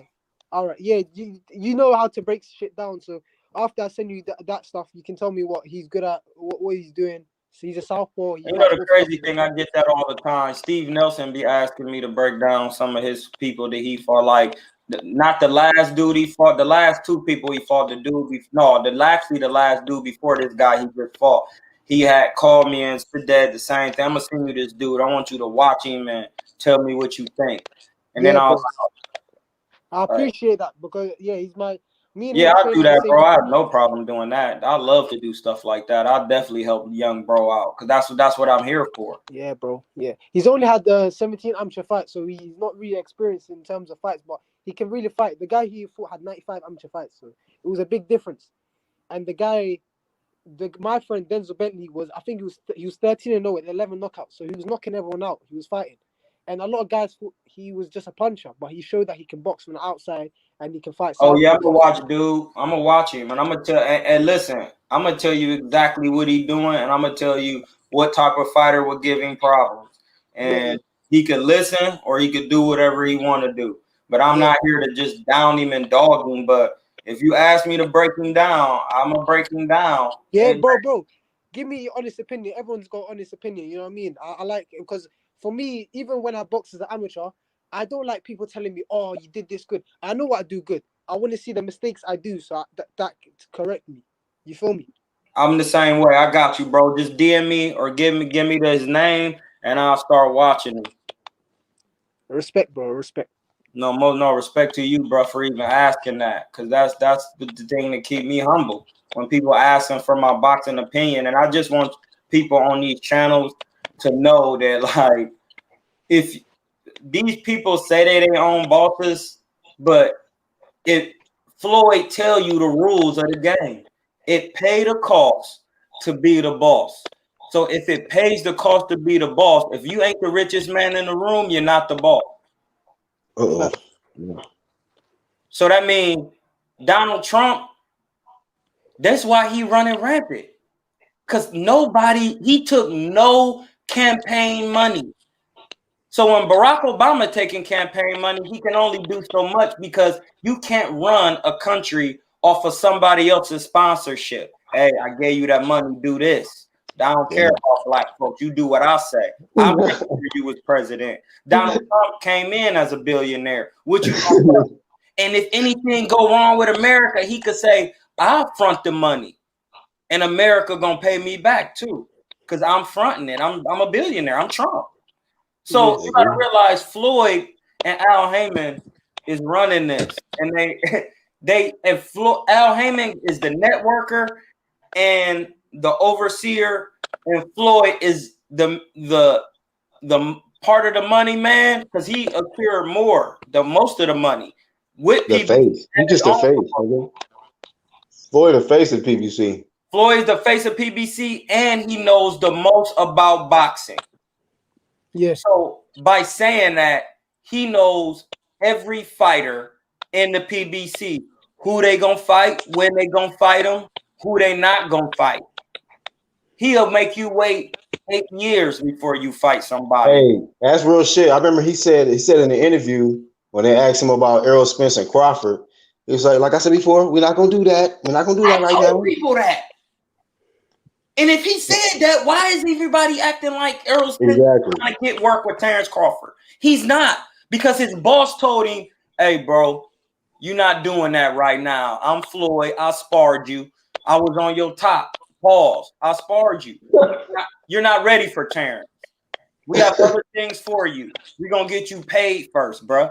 Don't just get out here and be stupid thinking because you a young man, you can get in there with anybody. That's stupidity. And that's the part where I'm not saying Errol Spence is ducking or nothing. Floyd is trying to get people paid before they take this punishment. It's just that some of these guys don't know how to sit their behind down like Floyd did and not get in so much trouble before they even secure a bag. Because these bags they get in, the trouble they getting into, the lawyer fees, they'll be bankrupt instantly. They getting bags, but you gotta have real bags for the trouble they get into, snatching up and doing the things they doing in the public. That's just it. Hey Troy, can you put your channel link in the chat? Are you able to do that right now? How do you do that? If you go to your channel from your desktop and then at the browser at the top, the link at the top, highlight that, copy it, and then come back to the live chat on my live stream and then drop it in there if you're able to do that. Hold on, I'm about to do it real quick.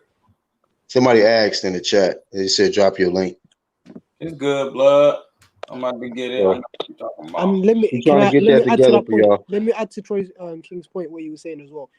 Floyd always credits Crawford as the best pound-for-pound fighter, and there's the reason why. He speaks highly of Crawford, saying he's the best fighter in the world. Usually when he Floyd did say that, huh? Other fighters, Yes, he did. Really... Can you hear me? That's crazy. Yeah, when he talks about Lomachenko or other fighters, he doesn't really want to. He knows what he's doing with Gervonta Davis, and it's very clear to see that he doesn't want to put Gervonta Davis with Lomachenko, and he kind of made it obvious as well. It's a very obvious one. But Crawford and Spence, for us, the hardcore fans and us, we know what's going on. But it's the casuals and the other fans that don't have the clue that think Spence and Crawford and his narratives and these other LDBC channels are creating that makes Crawford look like a ducker, because they're saying, hold on, Crawford's not fighting this guy, Crawford's not getting this guy. But the reason is he's being shelved. He's being blocked because Errol Spence is going to fight Danny Garcia, and they're talking about Sean Porter fighting the winner. So they're all fighting each other, and they're not letting Crawford. And by the time they say, oh, what's going on with Crawford, Errol Spence was going to move up to 154. Man, I already see it. And then he ain't going to No, he's not going to move to 54, man. I don't think Errol Spence is going to move to 54 yet. Bro, what excuse can he can make excuse easily? I can't make the weight. Are they going to cry? I'm trying to tell you, bro. They can't cry. He's a big guy. I can't make the weight. That's easy. You can say I don't want to make the weight. It's easy to say that, bro. I can't make the weight. If Crawford wants to fight me, come 54. Easy. Easy. And that's exactly what he gonna do. Easy. I can see that from a mile away. He could say, and listen, it's called the cat's paw. Yeah. Floyd is telling them everything to say. And you can't do better business than Floyd because he did billions. He made billions from this with Al. He didn't learn every trick and trade. As soon as they say something, Floyd calling it. Floyd know everything. Why you think on my past channels, I was telling people that Floyd wanted Gervonta to live in Vegas because he could control in Vegas. He know every casino he gonna be at. He can know what hotel he gonna be staying. Everything he can. Hey, so on the flip side of that, because somebody in the chat, shout to Champ. He's in my group hangout. Shout to Champ. He said Floyd is matchmaking these guys. So on the flip side of that, if these niggas piss him off, will he put them in front of some work that he know they will? Yes. Oh shit. He tried to do that with Lomachenko and Davis. I'm gonna put Lomachenko with Davis a couple years ago. He said he talked to Todd DeBuff, to make Lomachenko fight Gervonta Davis when Gervonta Davis went on Twitter saying Floyd's not blah blah blah. Do you remember? Yeah, he sure will. Damn, it used to say share. Hold on, I'm trying to share. Go on my thing, dog. Your channel, pay YouTube Studio. Where's the button where you share your channel? My bad, I had to mute. What'd you say, bro? Where's the button where you share your channel, family? It's like the little arrows, like kind of looks like an arrow going off to the side. Oh, okay. It should be right up. Yeah. Yeah, I'm looking for. I don't see that joint. New tab. No, that's not what I'm looking for. But like I say, if you at your home page or your YouTube channel, you can just tap the browser at the top, highlight that, and copy it. But you need to copy that whole browser, and then you come back here and drop it in the live chat. All right, that's all I need to know. Champ says they expose themselves every so often. Just got to keep your ears open. They open their mouth every once in a while. Tell them the truth. What's he talking about? Did I drop it in there? Let me see. My shit be on StreamYard, be kind of slow, so it'll probably show up in a minute if you dropped it. I dropped it in a private chat. I can't. If you dropped it in the private, I can copy it. All right, I dropped it in a private because I can't. It's hard for me to. It don't say where I can comment. It's all good. Yeah. I'm about to drop it in there right now. Okay, shout out to Red. He already got to it. So Red, low key, he working behind the scenes for your boy. Red Glove Militant. Yeah. I don't know if that's the dude, but when I was doing it with BFTB or whatever dude's name is, I don't know if he shared something because dude was trying to say that Castillo Clayton wasn't #1. And I don't know if he was the one to say he was, because somebody had shared that because I couldn't find a picture and dude was acting like he couldn't find it. And then when he find it, he felt stupid. And then that's when I continued to body him. And everybody claimed that he is the best debater. I body him. And he don't even debate because he don't answer questions. All he do is talking. Bro, he tries to out-talk everyone. He's a clown. He ain't got nothing to say for real. He don't know nothing. Hey, but before you go, Hash man, real quick, yeah, regular. That's my dog, man. He in the clique, and he good for that, man. He good for that. So it more like he was him. That motherfucker be dropping them links, and yeah. I put a video in my community and was just like Troy body BFTB, and then put it up there. Oh yeah. He said no, it wasn't him. He said, no, I don't go to BFTV. Yeah, we don't go to that channel. So. It was somebody else, though. But, yeah, I put him in the bag. And that's how I knew Fanon was hating, because when I went on the thing and I was like, I bodied BFTV or whatever dude's name is. And he was like, that ain't Troy, but I got 2 Gmails. So that's how I knew he was corny and blocked me, because I was donating to him from my other Gmail. Yeah. Hey, listen, y'all bloggers, when y'all see this video, I know y'all don't be out here like that. Stop the corniness. Just stop it. Because I'm going to be out here and I'm going to see you and I'm going to ask you about what you're doing. Hey, Troy, look, we call it moist on this side. It's a lot of moisture, so we just try to ignore it. We call it moisture, Tefnu? Moist. Oh, we calling it Tefnu. The shit moisturized out here, man. They sensitive and stuff, so you know how that goes. Energy, the sensitivity, the moisture, the balance out, the hotness, the fire. Hey, yeah, it's okay, bro. I get it. You know what I mean? But hey, just real quick, I don't go on BFTV. This is regular militant. I don't go on BFTV. You know, I was on here earlier with a different name, but my phone is charging, and I ain't feel like going through the trouble of changing my picture and all that. But yeah, I already subscribed and I shared it in the chat. That way everybody could go and check you out. Oh, it's good, bro. That boy, hey, you quick with it, dog. That's that motherfucker Huckleberry shit. That motherfucker fired that shit quick. I'm like, God damn. Yeah, well, you know, I try to do my promotion thing too. You know, like exactly. Like I did a spotlight today, you know, just letting everybody know about the channel. But you know, I was talking to Troy. He answered my questions, you know, and so I went ahead and subscribed. And when I heard he was trying to share in the chat, I went ahead and took care of it. Hey, that's one thing about my homies, man. They got high respect for you, Troy. All of them. So, bro, that is something that I don't even need to hear, because I wouldn't even be on your channel if they didn't. I know who don't, because like I said, I went on Kevin. Listen, Kevin 78 Sports helped me start my page. But when I tried to donate on his page, he got me blocked. Gotcha. It's probably because you fuck with me, dog. You know, you gotta do your research on your boy.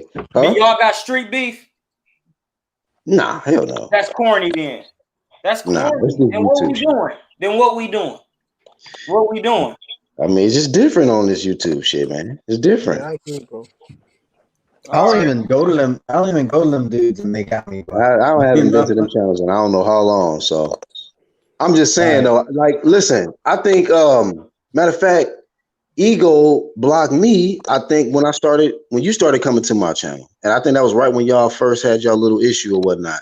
I was like, damn, I would try to donate to him. I'm like, oh, this nigga blocked me. Yeah, I be on his page donating. I just donated to his page last week. Just to listen, I just donated to his page just to check his temperature. And he shouted me out. He read my comment. And then somebody else donated right after me and said, when you and Troy gonna give us one of those old school videos like back in the day?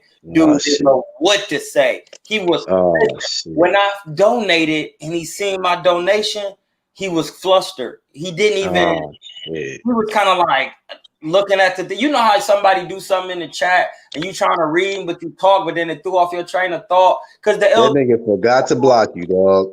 They did that. The LDBC did that when I did that 4-hour live. And I'm like, hold on, let me focus real quick because I'm about to body everybody. So I just let them spam it and I answer all their questions. It took me 4 hours, but I let them know how everything they saying wasn't true. And they was like, we run this. And I was like, you can't run anything because you know about me. I didn't even know who was y'all leader because y'all wasn't never around when I was on the blogs. Y'all my sons for real.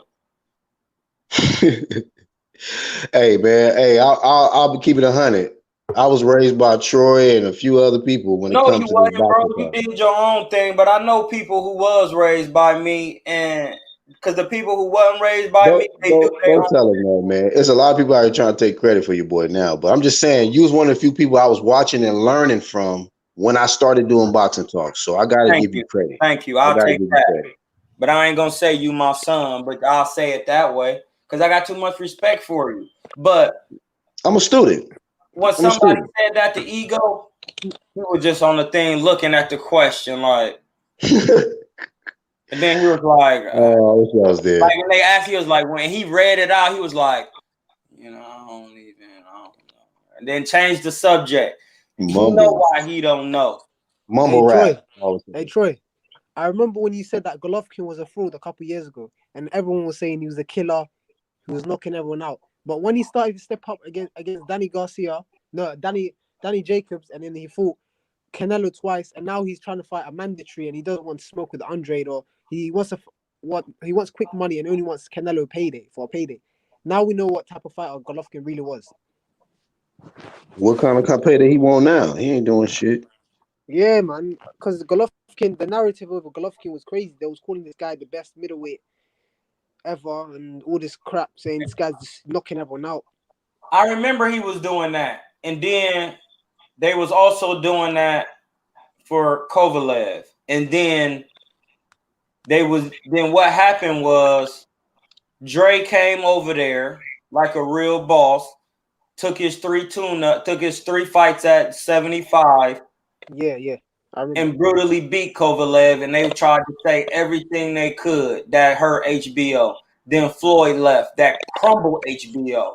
And then Triple G got walked down after all them years of saying he was Mexican when he wasn't, when he tried to include with diversity and inclusion, what they call that in the corporate world, where you try to include everybody into what you do, but you really don't care about them. He did that, and I'm the Mexican style. And then when you got in there and we seen what the Mexican style was, you didn't have it, and you got spanked by the you know what I realized? You know what I realized, Troy, over the first Canelo fight. I think Canelo thought in his head certain times that, wow, this guy's not the killer that they say he was. Because I remember early on, Canelo was trying to box and move. He was doing his thing. But in the second fight, he realized Golovkin wasn't this power puncher. Of course he did. That's why he stepped to him. That's why he stepped to Golovkin in the second fight. In the first fight, is the thoughts. Canelo thought to himself, I need to be careful in the first fight. This guy can punch. I need to box him. And then in the second fight, the worst thing Golovkin did was call Canelo, you're not you try to say he's the real Mexican. And Canelo's running and all this stuff. That's the worst thing he could do. So when Canelo pushed him back, the fight was over. Even if Golovkin won the fight was over because Golovkin is feared. Golovkin was this guy, but he's getting pushed back. He's getting backed up. Hey, let me say something about Triple G real quick, because I'm a Triple G fan, but I'm not a fanboy. All right, I like Triple G, but right now he's acting like a diva, and he at least with Canelo, when Canelo does certain things, at least you could say that he's earned it. Triple G is just acting like a diva for no reason. Because he never had no skill to even be on that level. Don't get me wrong, he's a B fighter. He's a B fighter. That doesn't mean he's a D fighter. He's a B fighter, not a B plus, a B fighter. If he had defense, he would be up there. But he don't. And like my man said, once Canelo actually seen that dude couldn't punch and I got defense, and he not fast. So speed is what bothers Canelo. Listen, this is technical because we talk about a lot of other stuff, but I'm gonna talk technical because that's what I do. Technically, even though Golovkin is a hard puncher, Canelo's defense, he could see the punches.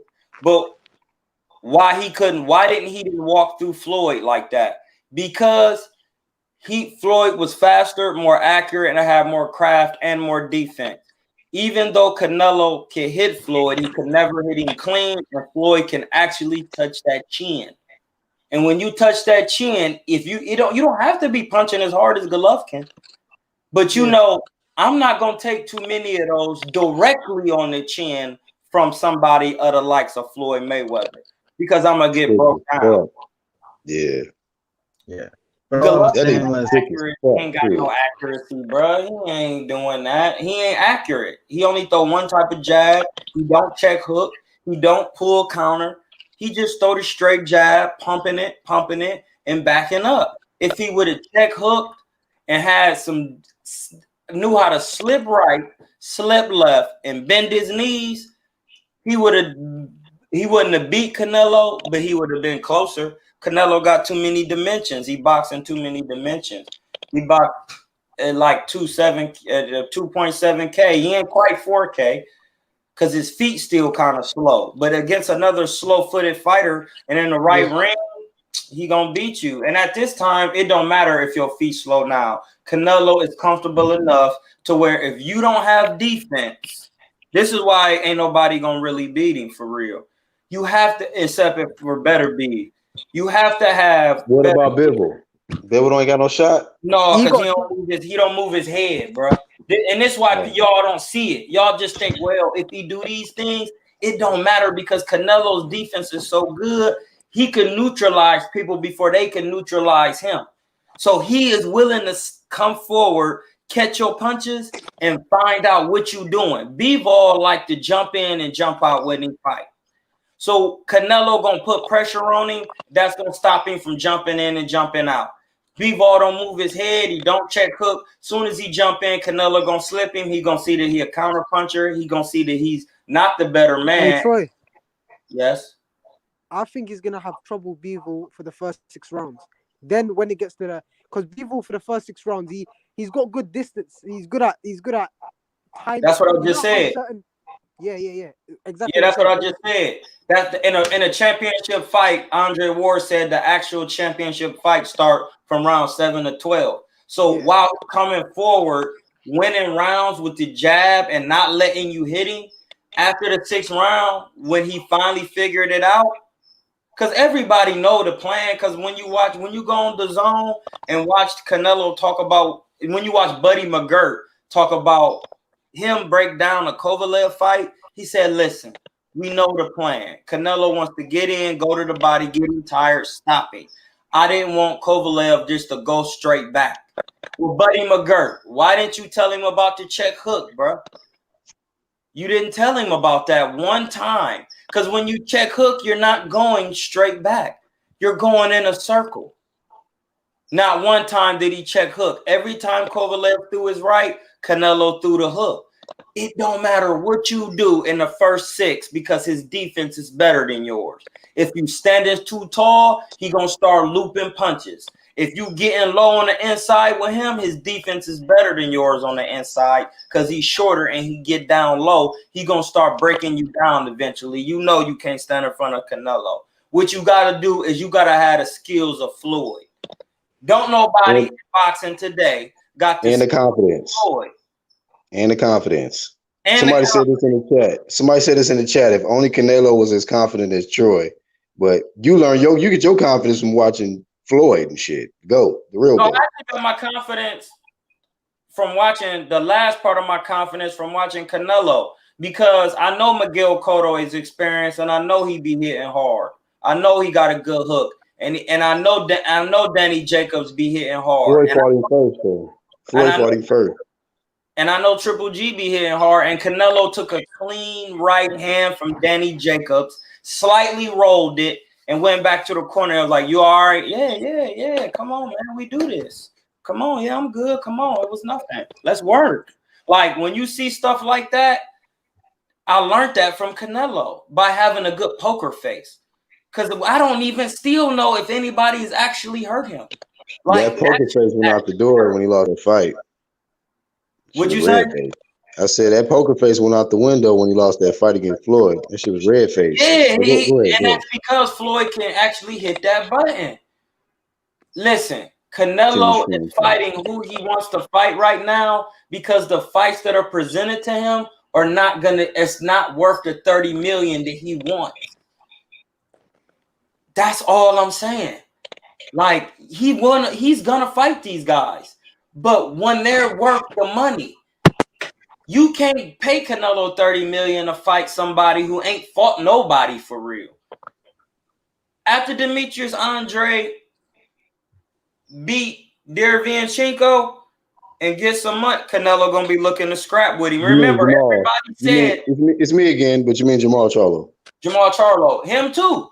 Once he fights somebody on that level, see the reason why Demetrius Andre can't get the fight is because he looking the Triple G and the Charlos in them, because he right below Canelo but above them, and they don't want to fight him because he technically better than them. Okay.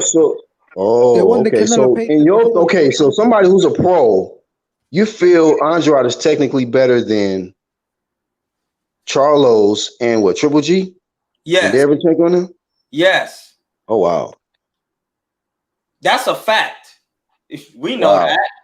Now, I mean, some people disagree. Some people put the Charlos over Andrade. Listen, is John Molina easy work? John Molina. Just depending on who fighting. Yeah. Yeah, he easy work against real slick pros who really he stay getting scrapped. No defense. Yeah. You think they in a rush to fight Ray Robinson at welterweight? And Jamal James? Listen, Jamal James, the dude from Minnesota, ain't nobody about to try to be fighting him for real at welterweight, bro. Watch, I know who they about to be ducking, because everybody was ducking Errol at first because he wasn't worth the money. He hasn't fought anybody. Now everybody want to fight Errol. It's a business, yeah. What happened to being undisputed? It wasn't about the money in 64. What happened to that? Now it's different. It's about money now. It's about money now, bro. Because that's what it always was about. It ain't never about just no belt. Because to get the belt, you got to pay. You got to have money to get them. Man, this shit corrupt, bro. Yeah. Hey, so speaking of corrupt, Phil in the chat said, Philo says in the chat, Canelo gets every round from the judges if he doesn't get knocked down. And that's not true. He get every round from the judges because people don't ever hit him clean, bro. Come on, you said bro. What? Repeat that. He get rounds from the judges because people don't land effective shots. I mean, if they win in rounds, they win in rounds, though. Well, I used to feel this way kind of, but you know what? It hasn't been that way recently. Like no, it's never been that way. Name somebody that hit Canelo clean besides Cotto and Triple G and Danny Jacobs. Hit him clean? Laurie hit him clean. Yeah, but that's not just... You think that just because they not hitting them super clean, but they landing more punches and winning? No. Now this is where the boxing get tricky. If you're not landing clean punches, that shit ain't nothing, bro. I be sparring, and that's what when niggas be sparring me, and they be thinking they landing something, and I dip my head and tuck my shoulder. That's not clean, and then I hit you directly in your nose, and now it's bleeding.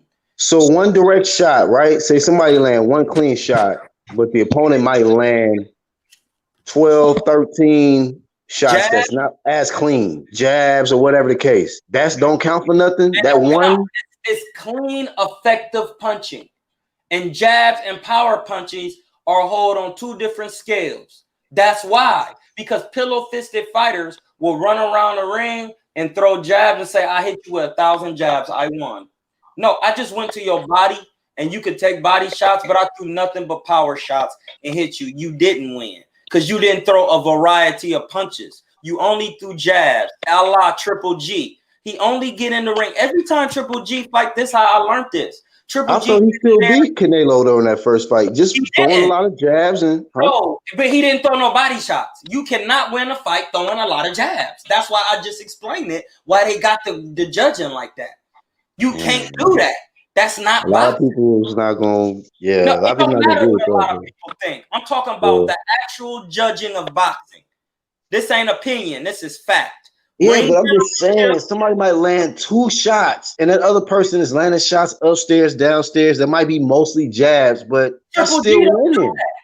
Well, then let me tell me this then. What's the point for ConcuBox then? Why is that there? To see who landed the most effective punches. Triple G did not do that. He landed 3 body shots. You can't win a fight like that. How you win? You telling me you can go in a fight and not throw no body shots and win? That's false, bro. I'm a boxer. It don't work like that.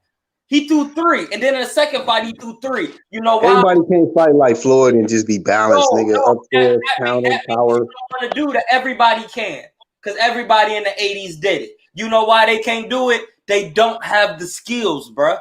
They too scared to get countered. That means when you scared to do something because you in fear, I'm gonna crack you. I'm the ring general. You not winning. That's ring generalship.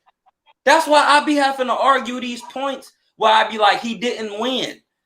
Because you can't win a fight throwing a 1-1-2. 1-2. You gotta go to the gut. You gotta hook. You gotta go to the man's body. You gotta stand there and fight. That's why Laura be losing. You can't just beat. He have no inside work. Hey, what was this confidence from y'all in the chat about all of this Canelo smoke before? Y'all just recently came out with the closet with this shit. Maybe it was the shit getting denied or something. Now y'all got some courage. And I'm helping them. They wrong. They was supposed to research themselves. They wrong. Hey, keep bringing that smoke, y'all, in the chat. Oh God, everybody gets smoked. In the chat, you wrong for trying to side for being a fan instead of actually technically explaining it like me. Why he's a ring general, because Triple G, every time he did the same thing, but see, he hurt Danny Jacobs a couple times. That's why I gave him the edge. And when you hurt somebody, listen, if Danny Jacobs land every single shot against Triple G, and then Triple G land 1 shot and hurt him and he wobbly, Triple G won round. Yeah, I agree. He won it because he almost knocked him out, bro. And that's the hardest part for people to realize. You can land 1,000 punches. If I hit you once and you wobbly, the round is mine because I almost killed you. Bro, that nigga had 1 second of damn near death, nigga. Hey, lost a round. I know I'm telling the truth. Meldrick Taylor, do I need to finish it? That's a body, and I ain't even got nobody to body. Meldrick Taylor lost against Julio Cesar Chavez because dude asked him 1 simple question. Can you continue? He didn't answer. Fight over with. 1 second. He was winning the whole fight, but didn't look like he was winning. Got dropped. Got up. Robbed. He didn't get robbed. Because Meldrick Taylor ain't the same, so he didn't get robbed. That's the difference. I would have been like, look, man, I'm gonna give you 2 seconds to get your ass. You can get killed. You get killed. This is you know what? Your life. Sometimes when you're in a fight that is grueling, or sometimes you might forget what to do because you're dazed. He wasn't there. That's why he didn't answer. Yeah.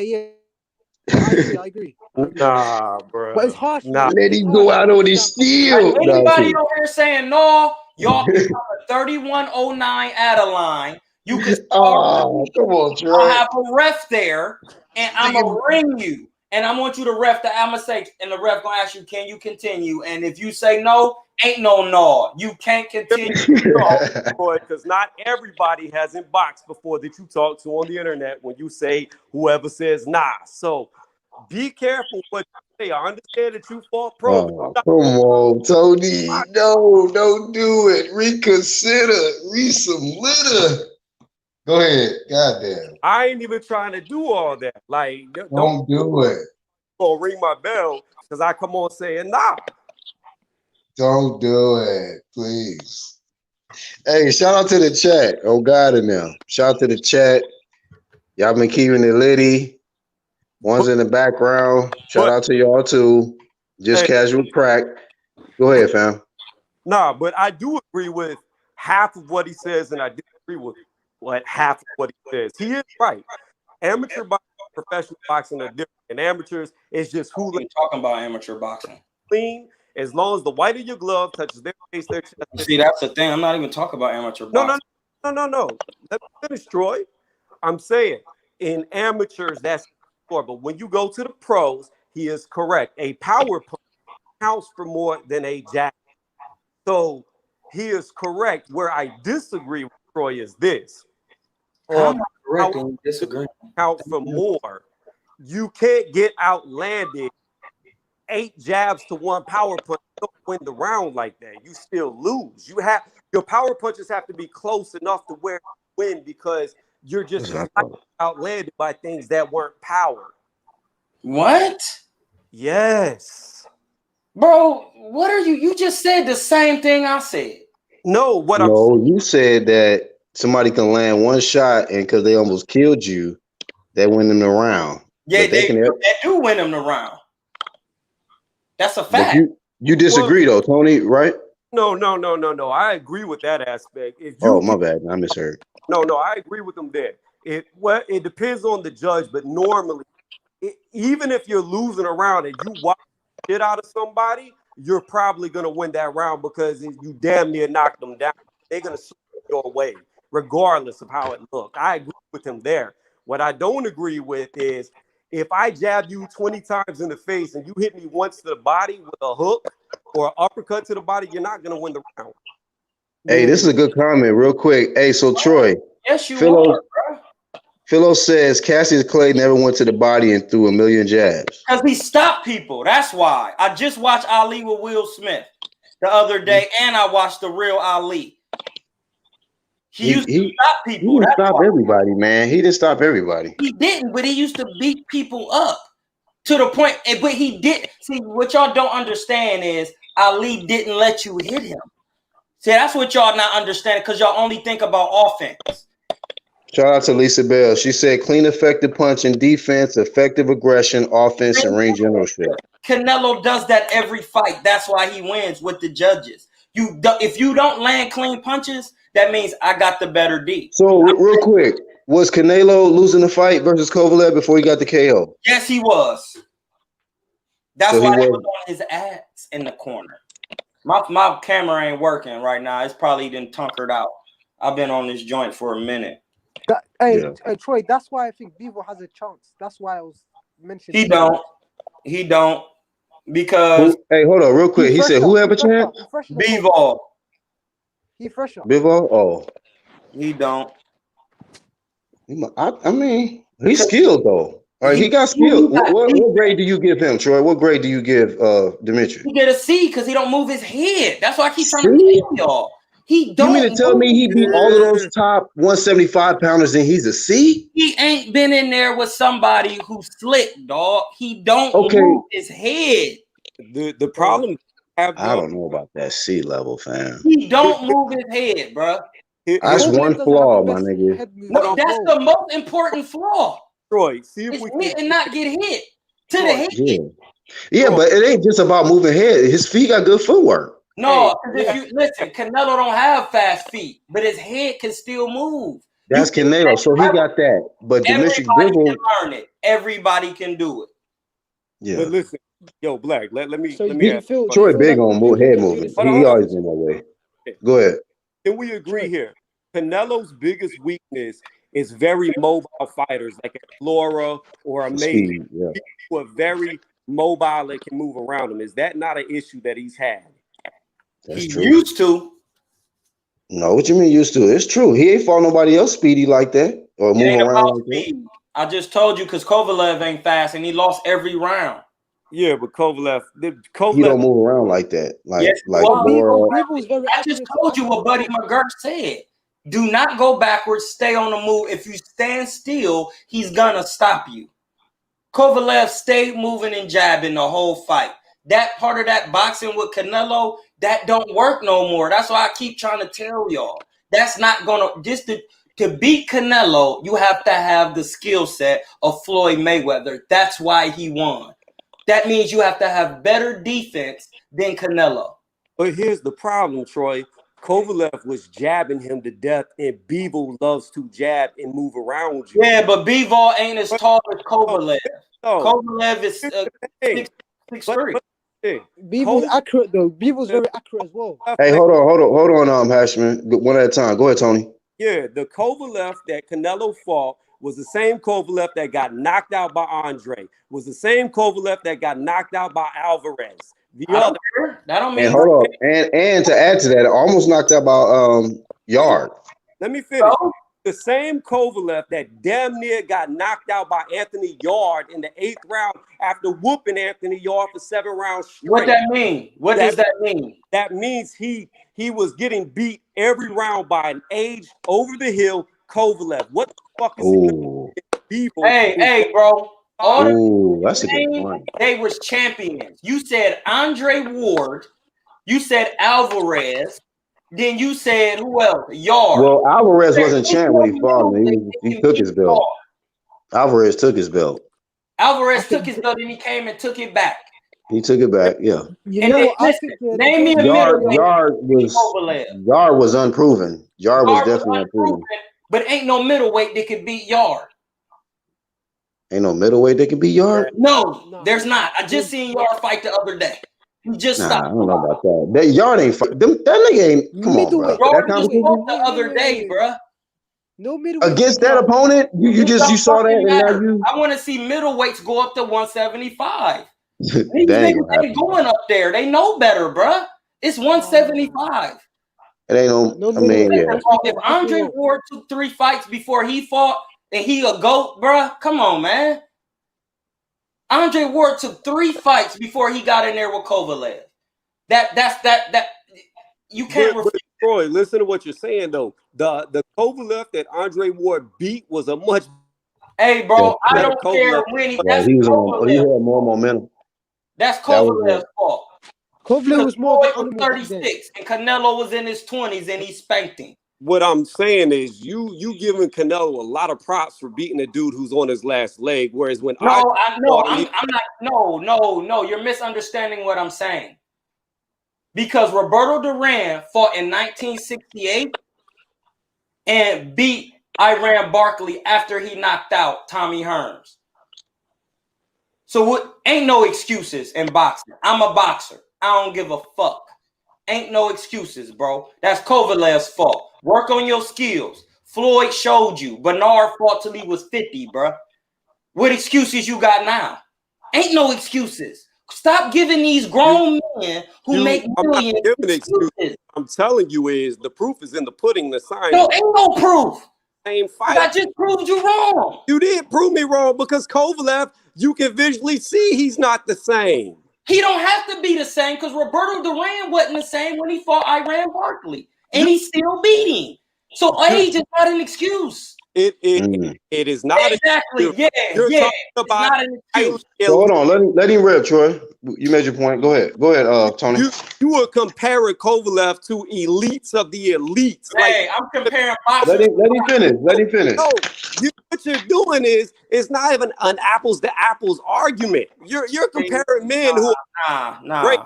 They're about to be off of here because niggas don't know how to talk. He's not nearly as skilled as them. Man, that's your fault. Work on your skills, bro. You giving grown niggas. What are you talking about? I'm not Kovalev. How is it my fault?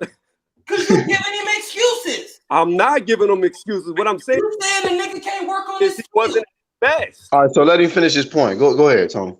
No, my only point is you cannot sit and argue and say that the same Kovalev that Canelo fought was the same Kovalev that Andre fought twice, because they're not. You can't make that argument. Hey, but I don't care. I'm not even arguing that. I don't care about that argument.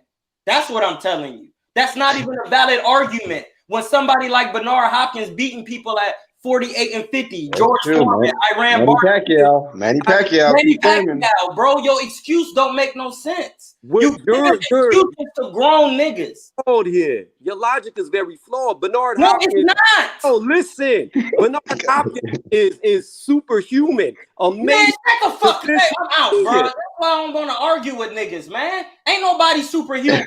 The superhuman man is the man who stayed in the gym working on his skills. You can only get skills, Troy. This is why niggas need to box, bro. This is why niggas need to just do some type of sparring on a regular. Hey, he boxed though. He do box though. Hey, Troy, Tony boxed though. When you can't do something, it's because you didn't work on it. If you don't know your ABCs, you can't blame the next man. Troy, that's like saying if you can't run a 4.240, it's because you didn't train hard enough. No, everybody that's gifted speed. So far. That's gifted speed. That you talking about athleticism. We're not talking about athleticism. We talk about skills. That's why I'm trying to tell you. You got to have the natural ability to be able to. Natural ability don't take skills. That's two different things, bruh. You don't know what you're talking about. Do you want me to keep barring you? You're not barring me at all because what you're saying. Having hops is not skills. That's athleticism. 4.2 is speed. It's niggas who don't run track ever and can run 4.2s. That's athleticism. Let me ask you this.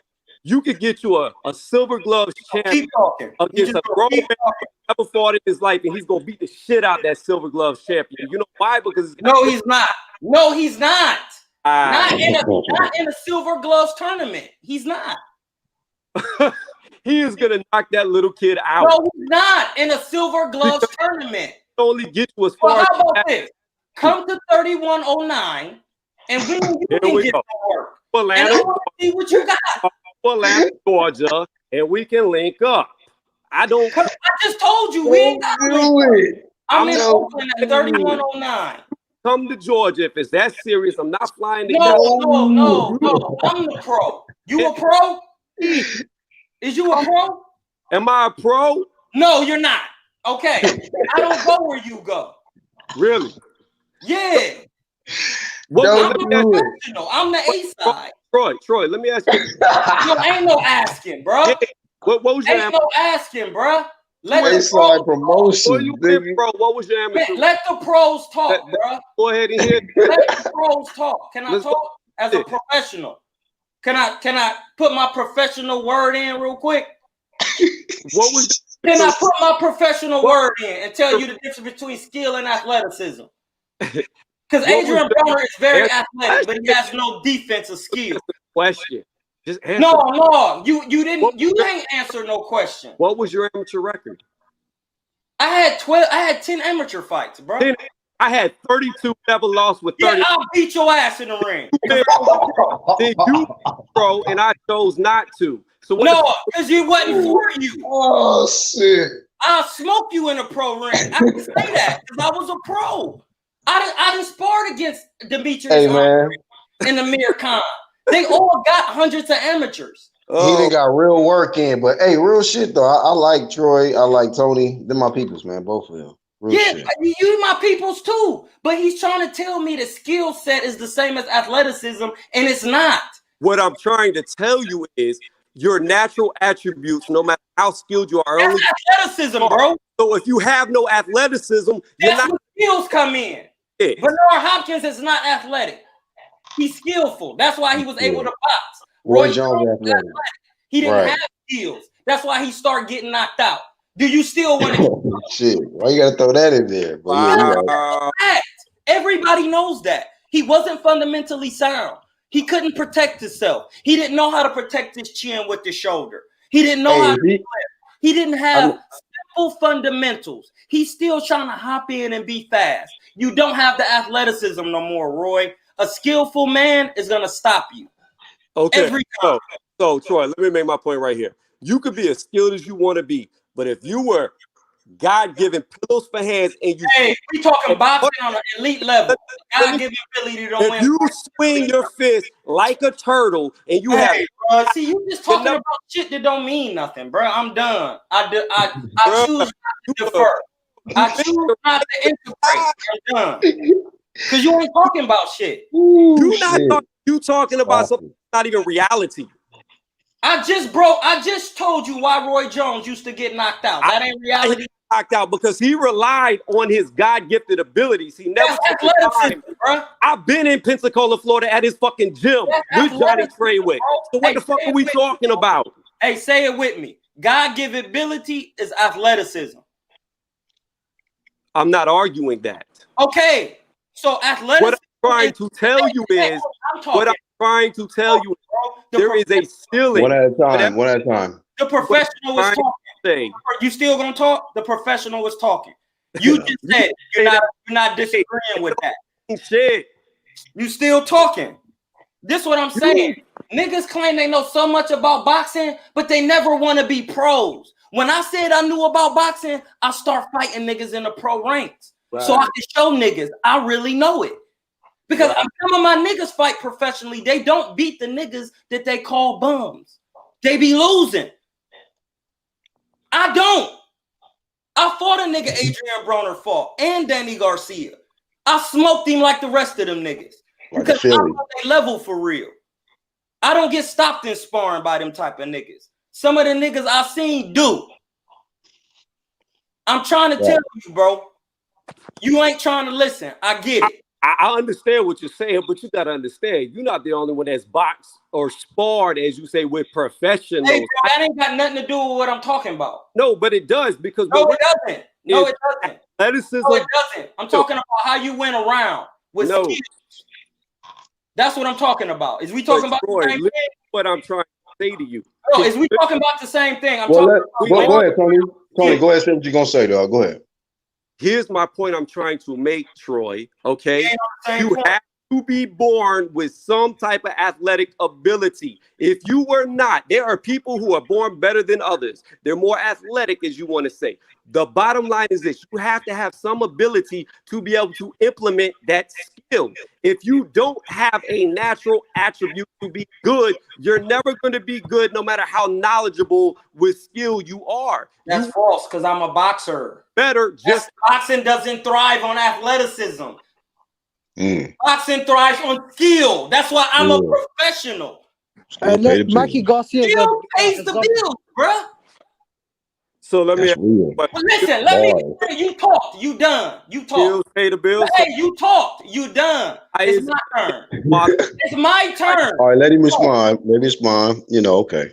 Let me tell you something. When somebody throw a jab at you and you right-handed, you catch it with your right hand. That's it. That don't take. You don't have to be fast to do it. You don't have to do nothing. They throw a jab down the pipe.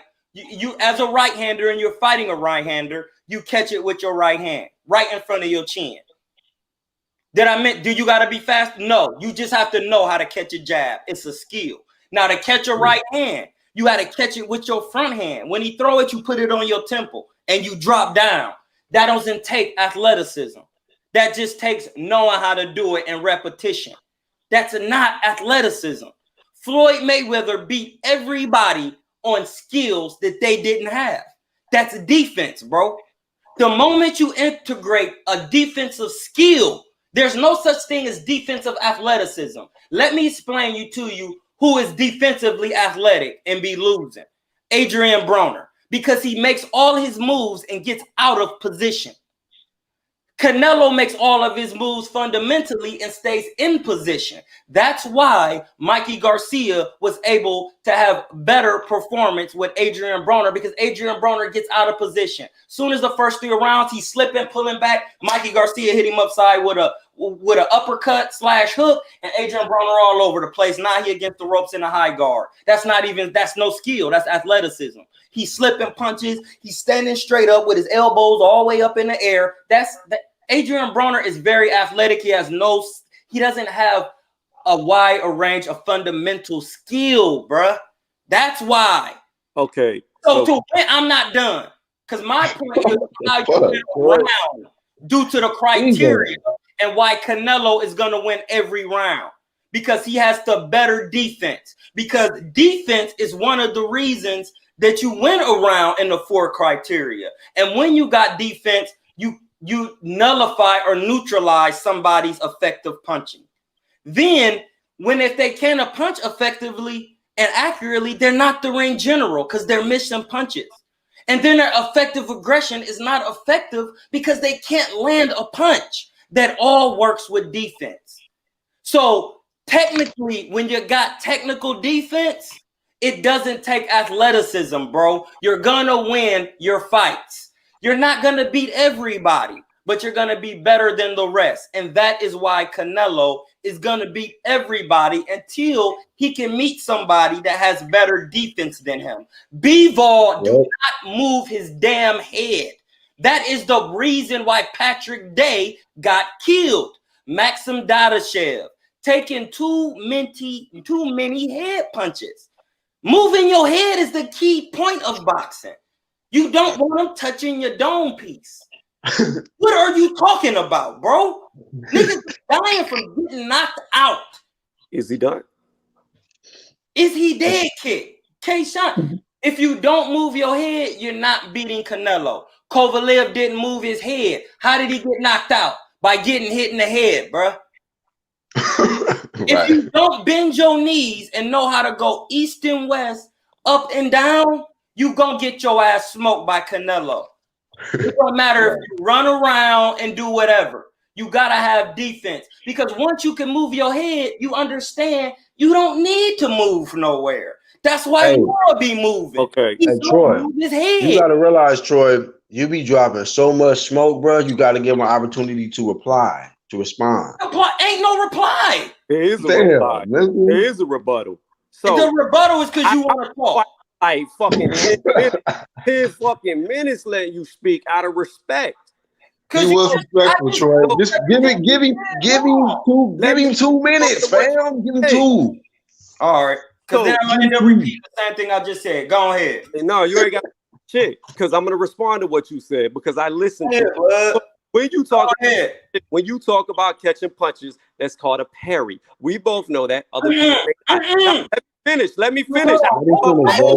Hey, just remember everything he said, Troy, so you can counter it. Just let him rip. Man, I don't even want to do this shit no more because he already saying shit. Come on, my nigga. You know battle rap, bro. You know how they doing battle rap. They gotta wait. You know battle rap. When you all right. you done. Your round over with. Bro, you talk about hey, the fans not booing yet. I'm looking at the chat. They're not booing yet. Parry. I didn't say parry. I said catching punches. That's not a parry.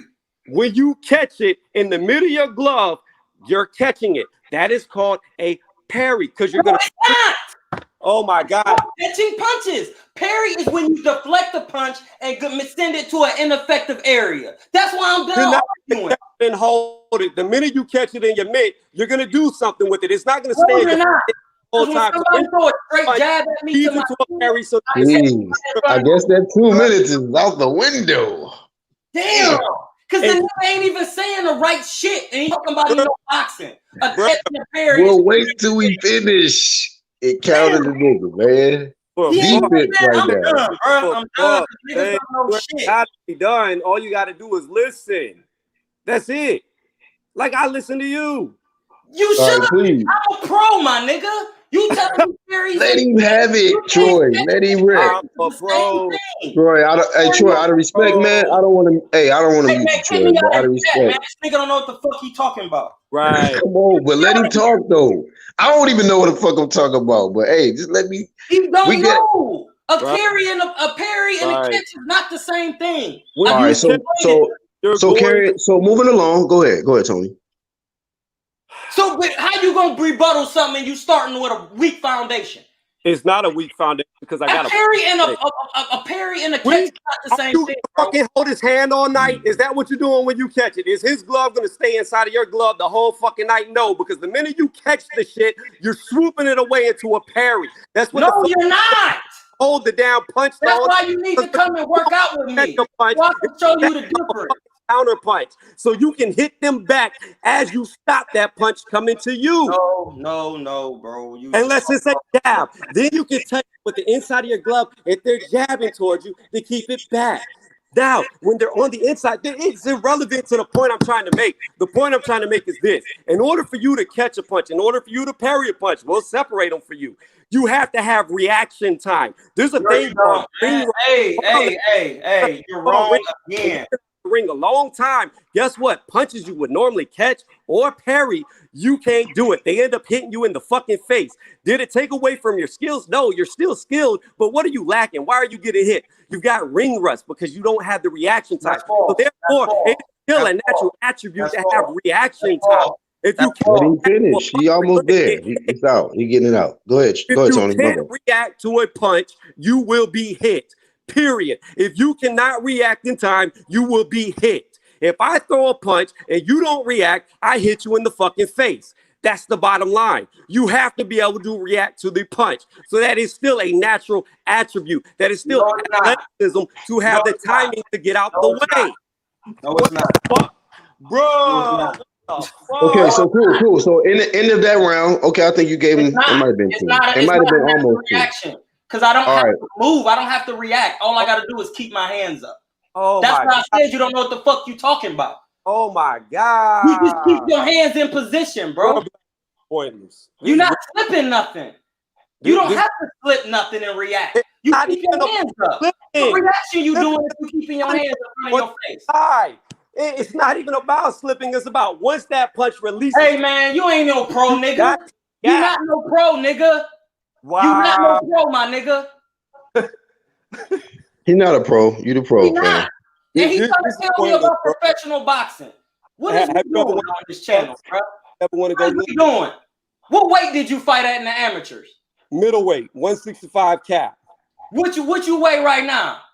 195 pounds. You ain't in no shape to do no boxing. You need to work out with me so you could be at 165 again. You're not in no shape. To deplete myself to the side. No, I ain't no depleting. To fight you. You a nigga with excuses. No, if you want to fight me, you can fight me. Hey, you can't even fight. This ain't you haven't done no round. All right, hey, it was a good debate. You know what I'm saying? It's not a debate because this nigga's not a pro. I'm just saying in the chat, it seemed like they enjoyed it. So shout out to y'all, man, for putting on the like what type of ass shit is that? Oh, come down to 165. You gonna say that in the club when you get into a fight? Oh no, I don't fight in clubs, bro. I don't even go to clubs. See, that's what I'm saying. You talking about shit that you don't even know what you're talking about. The point, bro. How old is cousin? How old is you, blood? How old is you, blood? What's up? How old are you, bro? I'm 30. Yeah, you a kid, nigga. I'm a kid. A grown man. I'm a kid at 30. Yeah, I was 30 before. You ain't never been my age. You can't fuck with me. I'll beat your ass in the ring. Older than me, that means something. Like no, that means a lot. Fighter, you're the only one that knows about boxing. No, I didn't say that. I didn't say that. You trying to argue with something you never did, bro. You go to the hospital when a doctor tell you got cancer, you shut the fuck up. You don't say shit. But then you want to argue with me and you ain't ever did what I did. You never fought 4 rounds ever. You never fought 4 rounds, bro. You said if a doctor tells you got cancer, you shut the fuck up. However, if you've already been through medical school and you got you didn't go to medical school, you don't have to be a doctor. You're still a doctor. You don't know everything they know. You just not a professional doctor, but you still don't have a PhD in med school. What are we talking about? You're a nurse, bro. Oh my God! You're an amateur, bro. What are you talking about? A BSc is a nurse. How about a nurse? A doctor and a nurse are 2 different degrees. All right. Yeah, you don't have the degree I got. I got a professional degree. That's what you got? All right. Look, we got another visitor, man. Welcome, Unrivaled Boxing Talk, aka Mark. What's up, dog? I want to talk in the chat, man. Get him out of here. He ain't getting no fucking work. He was an amateur. I'm a pro, bro. What's going on? Real quick, Troy. Real quick, bro. What's going on, Mark? Yeah, what's up? What's on your mind, man? No, but I was just listening in. Oh, okay. I've never kind of understood the point of view of someone saying, I'm a pro, you can't talk. It's a little bit weird. It seems to be that way. No, hold on, Troy, for a second. Please, sir. Why do y'all keep doing that on here, bro? Can you calm down for a second, please? I am calm, but y'all niggas saying shit. You don't sound calm. You don't sound calm. No, you're saying shit I didn't say. I didn't say you couldn't talk. But how you're not letting me talk. You're not letting me. You're not letting us talk. You're not letting us talk. So Troy, he just got in. Let him say what he gonna say.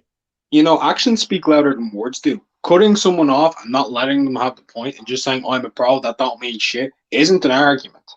So, do you have you want to debate him on something, or you just checking him on that? I'm here to talk. Say what you gotta say. What you want to say? You don't understand why pros say you can't talk. Okay, well, I'd like a pro's opinion, a professional boxer's opinion, on the Teofimo Lopez fight versus Lomachenko. No, that's your opinion on them 2 fighting. They don't have opinions on each other. They're both professionals. What? Oh, whoa. I was asking for a professional boxer's opinion. He's asking you. Hey, I don't know. They ain't fought yet.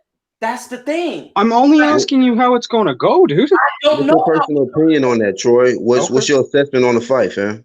My assessment, hey, I gotta see him fight, and I'm gonna tell you my assessment on it. Troy, prediction. Like, how do you break it down? Keys to victory, shit like that. Don't pros idolize fighters? Listen, if it go long rounds, I'm going with Lomachenko. If it's gonna be over, he gonna get it over quick. That's it. So 50-50 fight, pretty much. You know. If it go long, Lomachenko gonna win because he got the more experience. But if anybody gonna end it short, Teofimo gonna end it short because Lomachenko can't take no real punches from a 35-pounder. He been on the canvas from Jorge Linares, and Jorge Linares fought as low as 130, and Teofimo is clearly a hard puncher at 135 because I didn't think he was gonna knock Comey out. You know what I mean? So hey, it could be what it is. That's a professional opinion. Yeah. Well, thank you for replying to that. We did want to hear your professional. Yeah, but like the dude said, I never said I'm a pro. You couldn't talk. But when you're trying to tell me about technical shit in the ring, that's when you're not gonna do that.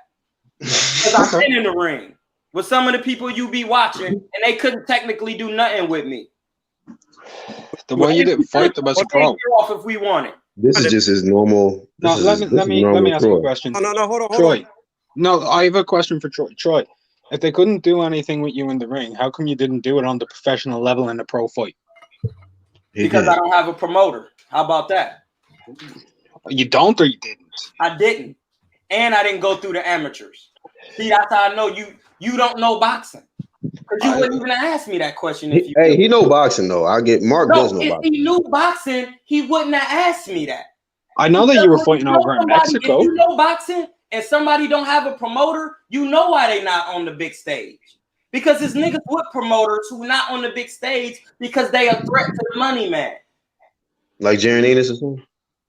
No, because I keep telling y'all, Jaron Ennis is good, but when he gonna really fight somebody? Yeah, but who's he signed with? He signed with Al and them. Is it? Yeah. I didn't think so. He ain't fought nobody yet. How he not fighting? He's not good. Does anybody know that? I didn't think he was with Al Heyman and them. I thought he was still free agent or some shit. He might be, but I thought he'd be fighting on PBC cards. He got a fight coming up this weekend too, so I gotta see. We know, and yeah, he do got a fight coming up. Who is he fighting? Do we know it? Nah, I mean, this guy got a better record than the last niggas. Look, Jaron Ennis is a very talented, athletic man. Yes, he is. He black. I love him to death. Pause. But if he got over 20 fights and he not fighting nobody for real yet, with no decent power that we really know, is he really that good? A breaker's okay though. No. Who is he fighting? A breaker. Who is that? He's fought against a good few guys, man. He beat Jesus Soto Carras. Well, why he ain't fighting them type of fighters? Them Mexican fighters who could take shots to come forward. You mean like you did? That sounds like that'd be a matchup problem to me. I know. Well, he's no. Let me do this. He did fight a Mexican fighter who comes forward, Armando Alvarez, who was unbeaten and outsized Jaron and got beaten. How many knockouts did he have, and how many people did he fight? How many people? I think he was 18. Hey man, listen, bro, you gonna keep going on with this, and I'm gonna end up putting you in that bag and zipping it up. I know Jaron Ennis. He from Philadelphia, bro. He ain't fought nobody for real yet. Hey, Black. Black. Hold on. Yeah. Real fast. I ain't about to take this from some has-been, bro. Some has-been who never anything. Hey, yo, Mark, shut your bitch ass up, Troy. More people know my name than yours, and you. That's why niggas just want to get in that so they can run their mouth, dog. All right, bro. All right, I thought he was coming on to just, I know what niggas is coming on for. I tried to body him, you wouldn't let me. I'm about to get off. I just want to say this for everybody that doesn't know boxing. Okay, let me explain something. Thanks for coming on, Mark. I can't have you really disrespecting. Like, I need y'all. Both of y'all been kind of going at it, but saying bitch ass, we'll do it. Come on now. Black, can you hear me? My mic working. Go ahead, Tony. Okay, yeah. I just want to say this for all the people who don't know boxing. All that is required for you to become a professional boxer is for you to become a professional boxer. You don't need one amateur fight. You don't need anything. All you have to do is go sign up for a pro fight, and you can become a pro fighter. Once That's you become not true. That's not true. That's how I know he don't know shit. Bro, it's not true. What the talking about, bro? Hey, Well, hey, bro. If you do that, a commission gonna be like, when the last time you fought? That's how I know you don't know shit. Al Stiger, Ponce de Leon. Like, what the fuck is you talking right now? I could have went pro at any time in my career. I had Why didn't you then? Why didn't you go pro at any fucking time? Why didn't you? You don't need amateur fights to go. Why didn't you? Of course you don't need amateur fights. That don't mean you gonna know boxing. You gonna get in there and get stopped. So that don't mean so what you doing is you telling people, bro, if you want to know boxing, go get yourself killed, bro. Man, you talking about nothing, bro. You're not talking about nothing, bro. Yeah, I know that. I know that. And the moment you say that, hey, but Troy, on some real shit, it's some other people that know shit too. So I like to hear them out, man. You know what I mean? I do too. You talking about anybody to know boxing? All you got to do is go sign up. Well, come to Oakland. I will get you a fight. You don't got to have no amateur background. I'm going to do how promoters do to these fighters. When you don't have no amateurs, they put you in there with a prospect and you get spanked. Do you know boxing? No, you don't. You know how to get your ass whooped. What was he talking about? That's what I'm saying. What is these niggas talking about? I think he said. I think his point he made. He said anybody can go pro. So is that? Yeah, that ain't what I'm saying. I'm saying actually knowing boxing. He not talking about nothing, bro. That's but you gotta let him talk though, Troy. You gotta let people talk though, man. Because it's not. Listen, Troy. It's not a debate. Hold on, Troy. It's not a debate if only one person is talking. Listen, it's not. I'm gonna tell you. Listen, bro. Do you know how debate work? And listen, Troy, it's not me because you know me. I don't be trying to debate you. It be other people trying to come up here and debate you, and I get that. You know, you know your shit. But when you saying shit I didn't say, you don't even get to talk because I didn't say that. Not one time did I ever say something that nobody didn't say. I don't make up shit. This man is saying what you said, Perry. Don't even start it on that. We talking about technical boxing. And if we talking about technical boxing, a catch and a parry is two different things. Since I know he's still watching, when you catch a punch, bro, the punch is in effect. It comes straight to your nose. You catch it. Yes, he pull his punch back. You don't hold his hand. You can't do that. When you parry a shot, you knock it away from you. That's not the same thing.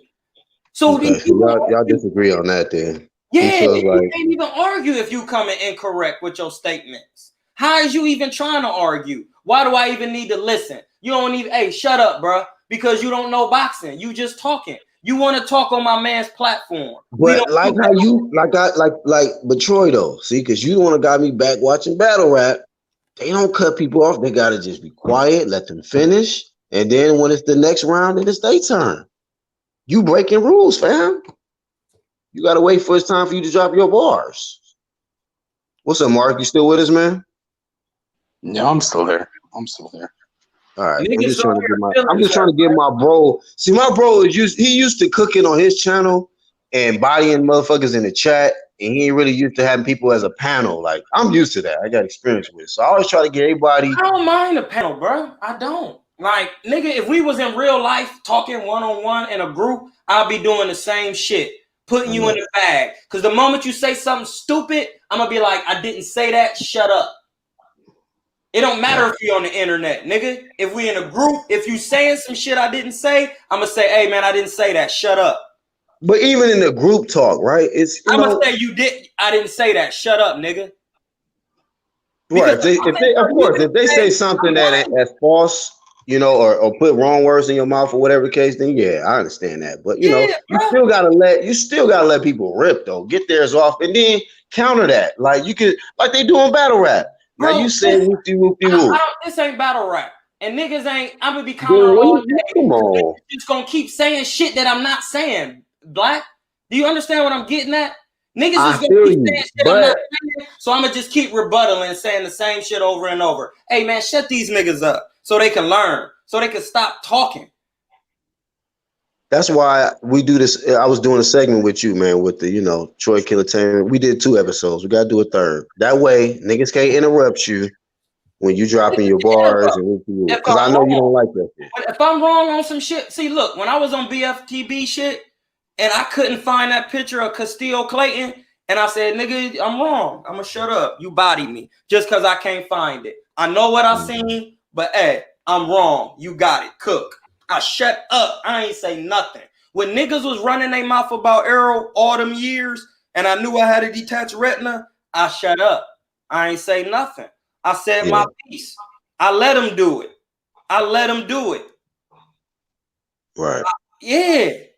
Do we even gotta bring all that up? I let everybody ridicule me for years when I've been getting work with pros. This bigger than Errol. They fight at middleweight now. Yeah. Hey, it's been another episode with Casual BHP with this Casual Crack. Shout out to my guest, Troy Killertainment, Mark, Tony Reviews. That was lit. As always, you know, you my nigga, man. So I'm gonna give you that flame of fame. I don't want to apologize for screaming on your channel, but I do, bro. And cut. The nigga like, let me apologize for being me, but fuck you niggas. No, I'm joking. Go ahead. Hey, bro, listen. I guarantee they gonna be watching it because it's must see. And my camera, I was on this live so long, bro. This camera I got done went out. That's why I need this other camera, man. Y'all need to hit my Cash App. Hit your Cash App. Drop your link in there, man, if you got it. Just like how you drop your YouTube channel, drop it in the live chat. I know the Chivo with a K because I'm black. And black spell things with K's. Or what you could do, if you get the link, text it to me, man, because I just put both of ours in the description. But hey, if I hurt anybody's feelings on here, I'm sorry. It's just entertainment. Don't take it personal.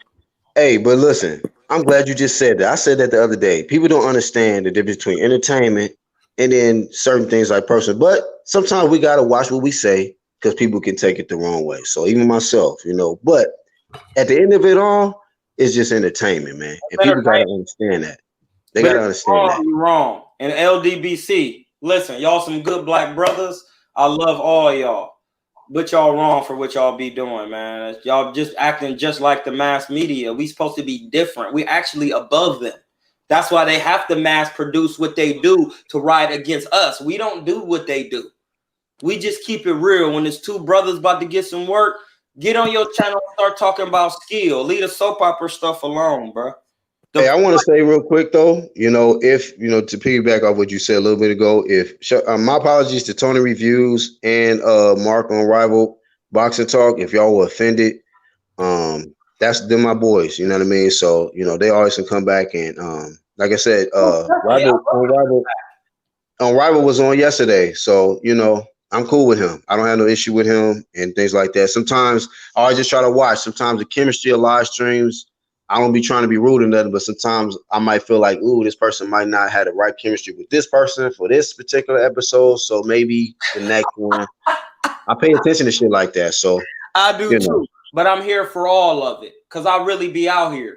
That's why. This is just internet talk. That's when you a real pro, bro. This is just internet talk. Because if it was really that serious, listen, I ain't got to beat up these guys.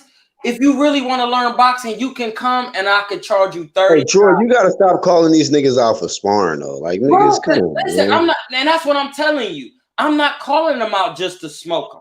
I'm calling them out so they can actually learn. So when they walk away from me, they're going to say, hey, you know what? That is no different from Brandon Adams. Everybody think Charlo is a certain type of way, but the last post on Instagram, Brandon Adams said, man, this man let me in with his family. He did this and this. Man, he a real good dude. And I could see that. And that's what you going to get from me when you train with me. Because my dude Lamont kills on Quarterman, listen, I don't even have to spar you. You ain't even allowed to spar me first. You got to get with him first because he's 33 or 32. Years old, and the 30-year-old dude who was on here talking, man, he's a kid to me, dog. I'm 10 years older than him. Yeah, man, but you know. Yeah, bro. He'll have to get some work with Lamont, who's 6 foot and walk around at 182. And that's I was trying to tell my boy Tony not to stop, you know, not to get into the combative with you. I'm like, no, this ain't the one. Don't do it. But hey, you know, people make choices, man. People make choices. Right, man, let them get this work, bro. I train them. Yeah. I train these little cats, bro. That's what but they're not coming to get trained. Some of them might come in there and they might get stopped, and I'm not trying to have that happen. No. Listen, bro. Listen. I've been around in this bag. When I walk in the gym, bro, and you really feel my energy, it don't matter. Listen, I'm only 5'8.5", and now I only weigh 146, 147. I'll go from 149 to 141. It depends on how much water I drunk that day. Like, my weight fluctuates because I'm a vegan, bro. I'm not that big. When I go to the gym and it's time to work, people is not trying to work. And it ain't because I'm big. When you feel the energy, you gonna know exactly I know what I'm talking about. You gonna humble yourself immediately. I deal with it every day in Oakland, bro. With other pros. Oh, you trying to get some work? Oh, I'll be at the gym. Now they trying to redo the sparring, so I don't get no sparring. Yeah, fuck that. Yeah, because I'm a real puncher. I'm really fast at 40 years old. If y'all want me to put up a video, y'all just listen, go on my gram. Just peep it. I still get work. That's new work during the quarantine. And that's me working with some pretty athletic guys. Because if I start working for real, it's going to be different. Hey, well, you might, since you got all this energy, you might want to go over and see what kind of work they putting on you on a different channel. They talking shit about you, I guess. Man, hey, they supposed to. I'm him. Money. Hey, but like I told y'all before, like we said before, it's called promo game. Yeah, they gonna talk. Let them talk. People don't understand that, man. You know, they think that's going to affect. They think that affect Troy or myself. It's called promo game. Hey, the dude who just popped that up saying they roasted me, ask him how many pro fights they had. Oh, nah. Come on, man. Don't even go there. I'm not going to even get into that. But everybody roasting me, though. But I can't go there. See, that's corny. That's corny. If you gonna talk about a pro, then you got to be able to put up with it. Like that promo over here. Yeah, this is real promo. See that trilateral route, promotion. You gotta be a pro to do it. It's a trilateral route. So the word gonna mean what it mean, no matter when you put that suffix of the trilateral route. Proceed, process, it's all the same, bro. I do it all with on a scientific level because I'm a professional. Facts. Yeah. Shout out to Troy. Yeah. Hey man, it's been a real fire live stream, man. You know, I didn't expect it to go this way, but y'all just never know when Casual BHP kick off these fire live streams, man. It's just how that shit goes. So, Angel. Hey. Update on the board, man. Update on the wild board. We can get the price with the head for. Hey, listen, if somebody can get in contact with the Tyson Fury camp, I got the prime board meat here. It's clean. There's nothing going on with it. No funny business. You are in the money. If you want this right here, it's freaking all natural. He's been eating in my fucking yard. Everything I'm fucking growing. He's been eating my fucking pumpkins. He's been eating my fucking squash. He's been eating my fucking plátanos. He ate my fucking bananas. So I'm gonna kill him and chop him up and cut the balls off and do what we gotta do. And if you want to partake with me but if you're not into that, I get it. I understand. Who is this? John Bobson. What's up, man? What's up, man? What's on your mind? I heard you guys talking about Wild. I heard Troy Keen a minute ago talking about LDBC and all that, and I agree a little bit. What Troy King was saying. Oh, that was him. You know what I mean? Yeah. I don't get into talking about them guys. I don't watch them. Yeah, I'm cool with everybody across the board.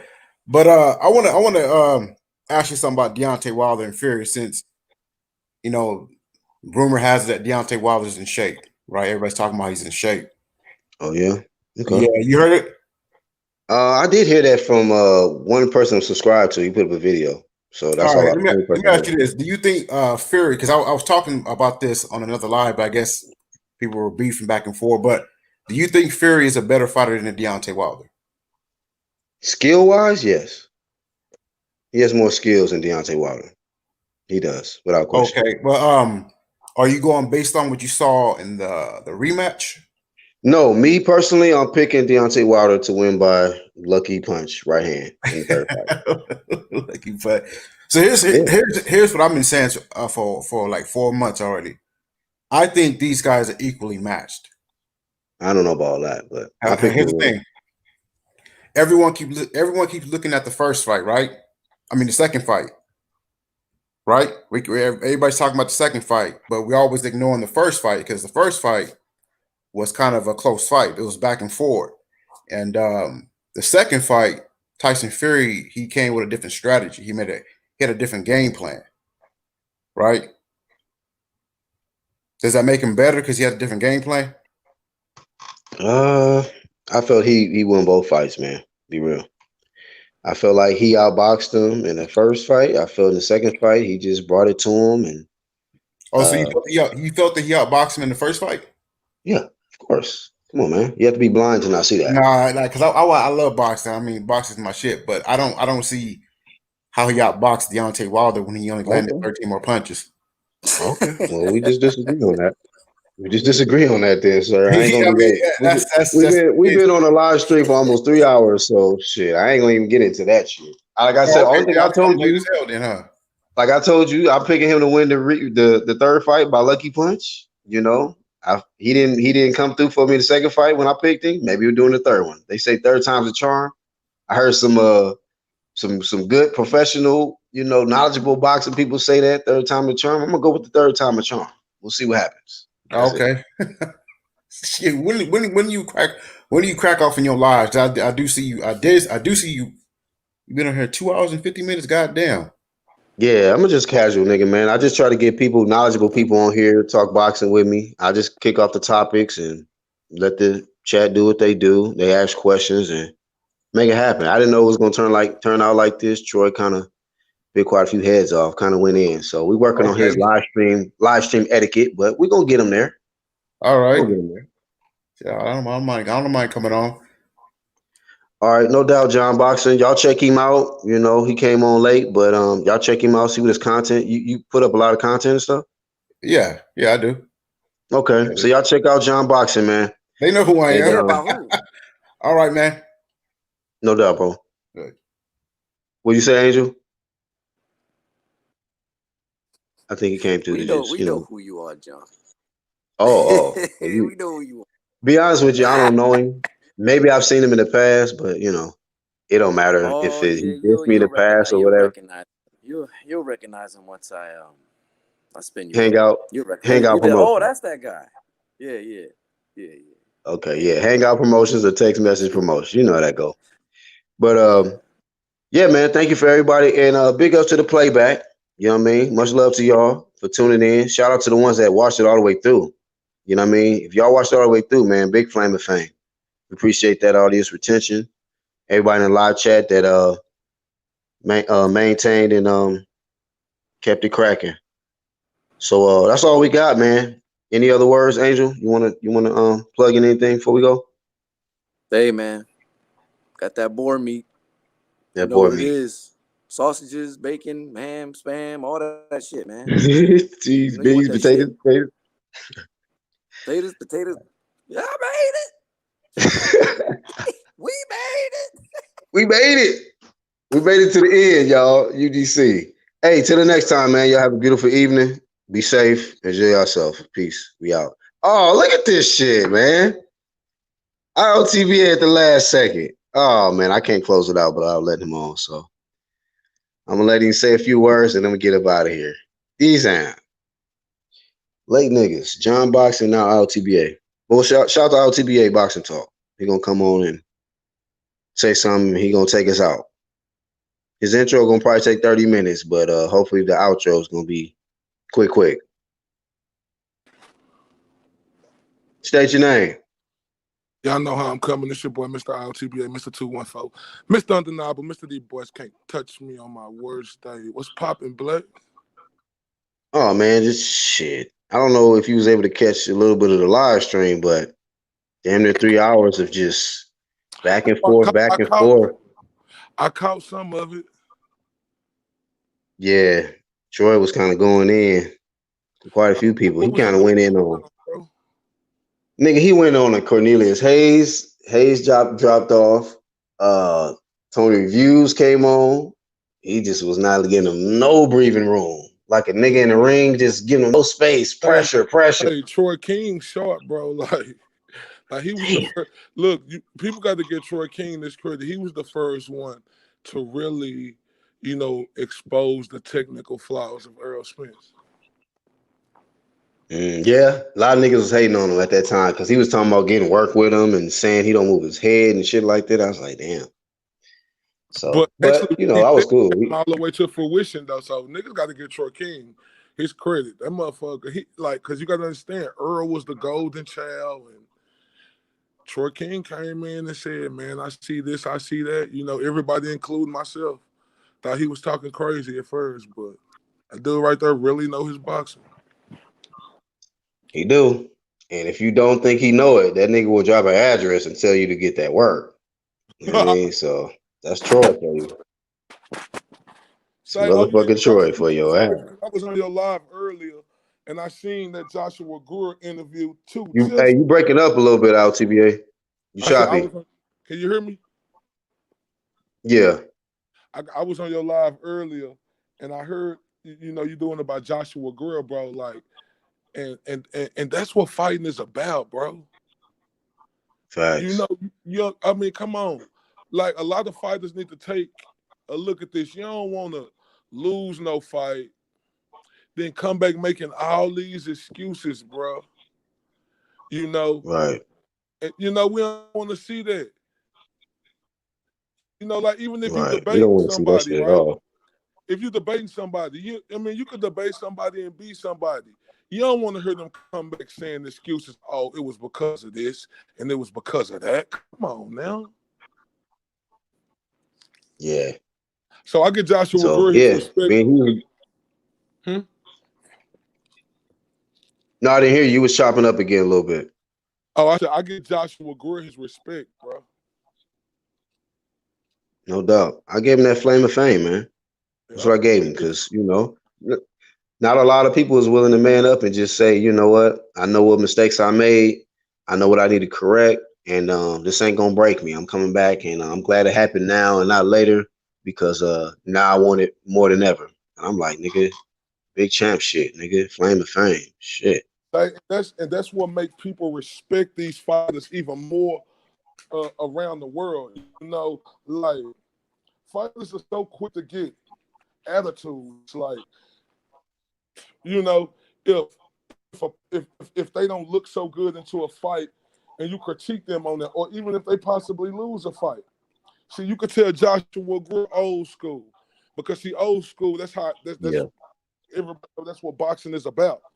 You win some, you lose some. You go back to the drawing boards. You come back and you correct it, bro. You accept the loss for your loss, and you come back and you correct that shit. So that was a great flame of fame today, bro. Yeah, man. And I like the fact that the guy he did make adjustments in the fight, but he even admitted, he said he made it too late. You feel me? So if he had made those adjustments a lot earlier, he would have won the fight because he was winning them last 3 or 4 rounds. But the 2 knockdowns and, him not making adjustments quick enough, that was what cost him the fight. But he ain't holding his head down. That man is still, confident and hungry to get back in there and do what he do. And that's the difference between somebody who just there for the check and then somebody who really there because they love the sport. And I like the fact too that he said this out TBA. He said he don't smoke, he don't drink. He fully dedicated to the craft, man. And that's what you want to see too. So, and you know what's crazy, bro? I had the chance to cover Joshua Greer. He wasn't. It was. I think he was at that fight too, Black. I ain't see you there, but I think he was at that fight in San Antonio when Mikey Garcia fought. I went to the one when he fought Lipinets. Yeah. Yeah, Lipinets. And also Comey was on that card and all that. Yep. Seen the Charlos, all of them guys.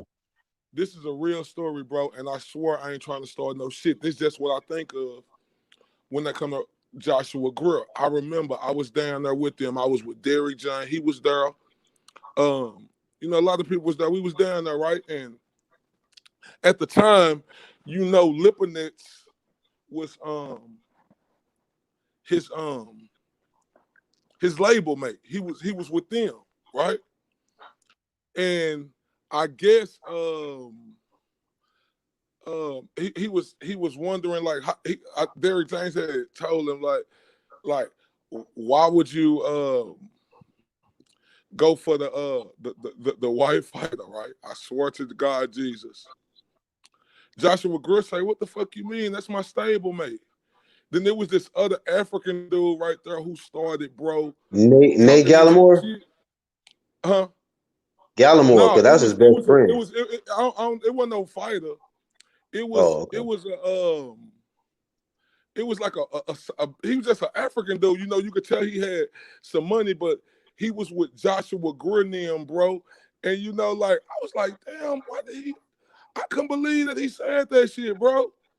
So that's the story. To Derrick James?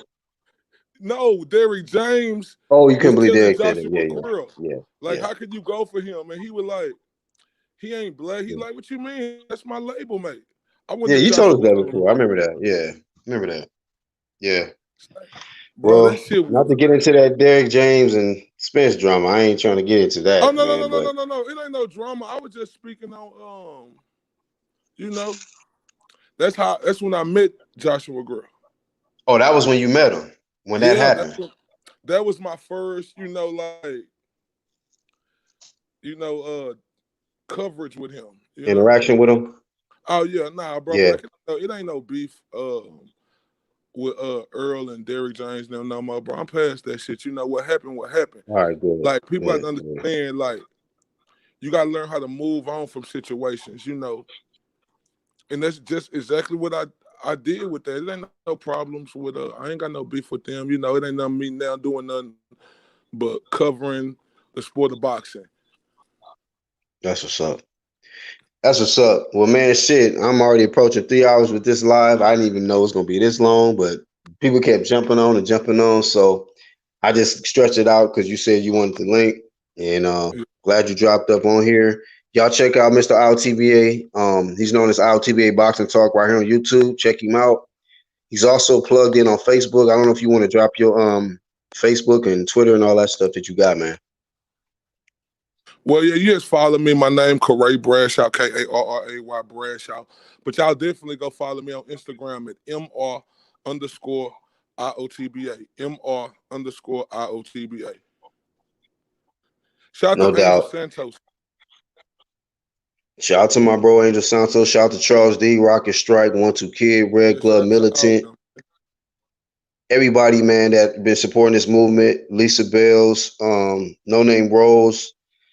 My usuals in the chat, my hitters, my moderators, everybody in that blue, and everybody that the new subscribers today, and everybody that participated in the chat, even the ones that was kind of disappointed with how maybe some other people got treated. I apologize, but what happened, bro? What you mean? Some people got treated. Well, Troy kind of went in, dog. That nigga, you can't really debate Troy. He bites your head off. Hey, bro, some people can't take that heat. They got to understand when they step in that ring, you got to be ready when you get in that ring, bro. Say, let me ask you something, Black. You remember that debate me and D. Jefferson had? Oh man, you promoted him, huh? No, go ahead. No, I remember everything. Go ahead, dog. Go ahead. Do you remember? Bro, like Black? My line when did you tell me to leave D. Jefferson alone? Listen, bro. With all the crying that's going on right now, we gotta let that shit marinate. You feel me? Before we can come back and revisit this, because you know the truth, fam. We know what the truth is. It's really appalling and baffling to me that all of this fakery is going on, all of this lying is going on out here in this quote unquote. They're calling it the YouTube beef community now, and that's really what it's turned into. Niggas do this shit for clout and for views. But at the end of the day, when niggas try to act fake, like they don't know who I am and what I put in, I just be like, okay, dog, that's it. I'm done with them dudes. That's a wrap. Yeah. I don't deal with no fake shit. You remember the debate though, Black? Nigga, trust me, I know what you're talking about. That nigga is not on your level. I don't know, I need to figure out what video that is, because like I say, this is for me and me only, because I hate when people lie on me, fam. I know that. I know that, bro. And that's why I say when the people that habitually lie like that, I can't deal with that. I don't deal with them. That's over with. Never coming back. Never dealing with them niggas ever again. Block city. They gonna stay on the block, homie. You feel me? So at the end of that, man, like salute to you though. Like, yeah, credibility over everything. I just don't get niggas right. Like it's like, and I ain't trying. It's like niggas. What they want me to be mad at Black for, nigga? What the fuck, bro? I can't, man. Come on, bro. I ain't gonna do that. Come on, man. You niggas out here lame for even wanting a nigga to be mad at another nigga because you mad at another nigga. Come on, man. Who does that type of shit, bro? We know what kind of people do that, bro. We know what kind of people do that. Though. But like I say, I fuck with the Black Horseman. You know, like it ain't never been like no ill will. The only time me and Black Horseman ever was into it is when we was on Facebook going at it when he was talking shit about Errol Spence and I was defending the nigga. Right. Debate type shit. That's it. Yep. I met the nigga in the ring, so you know. In the ring, people talk about how long they've been debating. I was debating without TBA, and shout out to you for pointing that out because you the one that really got me debating first like that. You know what I mean? Like on Facebook. Like really, I had to. Bro. So niggas don't want to, you know, that's why I always had your back and respected you because when niggas talk down and try to say whatever, I'm like, bruh, y'all niggas act like this nigga wasn't on the scene before all of y'all. Like, let's stop it. So when a nigga like you speak and you didn't see all kind of people come up and whoop-de-whoop and you didn't see who was on the scene, who was popping, who was not. I just didn't like the fact how niggas try to discredit a nigga who had thousands of subscribers. Like thousands of them, bro. You know, motherfuckers with their channels took on her all the time, but you can never forget the work that niggas did, whether you don't like them or not. It's a trip, bro, how niggas get mad at niggas and now a nigga ain't shit, bro. Like, that's crazy to me. Right. It's what it is. You know, you live in niggas like that. I really don't. And I just don't, bro. I don't understand niggas like that. I really don't. That's why I gladly take an L with those individuals that all of a sudden got amnesia. Cool, man. Claim whatever victory you want because I don't want nothing to do with you. You know what I mean? Nothing. Don't want to see you, kick it with you, smoke with you, none of that dumb shit. Just get up out of here. I'm just saying, like, niggas try to say, that nigga D. Jefferson tried to say about a lot of Black. Nigga Black told me to leave you alone. He the only reason why I left you alone on that debate. So get the fuck out of here, nigga. You should be thanking that nigga for not getting your whole soul took, nigga, because I was on you. Straight up. Don't get on her lying, bro. Don't turn into no Deontay Wilder ass nigga making excuses, bro. I don't like that. Yeah, I don't like liars, nigga, so I just keeps it moving, dog. Mark Ramos, what's up, dog? Black, you know I fuck with you, bro. Like, niggas out here is weird, you know. I ain't never known a bunch of weird niggas want you to be mad at other niggas because they into it with niggas. It's weird to me. It is weird, fam. But you keep doing you, bro. I appreciate your support. You got my support still. 100, man. And, you know, try to ignore these lame niggas, man, because that shit is just going viral out here. Being lame is going viral. I want niggas to understand this. I still represent that UGC. It ain't never been no smoke. You hear me? Shit happens in life. You know, we ain't nobody in this game perfect. Ain't nobody on this walking earth is perfect, bro. Myself, I'm not perfect. Black Horseman, he not perfect. Nobody on this live ain't perfect. You know, so at the end of the day, once motherfuckers understand that, they'll live better. Nigga, shout out to the UGC, nigga, the underground community, nigga. Stop playing with me. That way. Hey, that's Mr. LTBA, y'all. Hey, we about to get up out of here, man. Appreciate y'all tuning in. And hit that notification bell. And if you catching the playback and you're new to the channel, subscribe. And get with this ride, man. BHP. Casual Crack. Keeping it coming. Peace.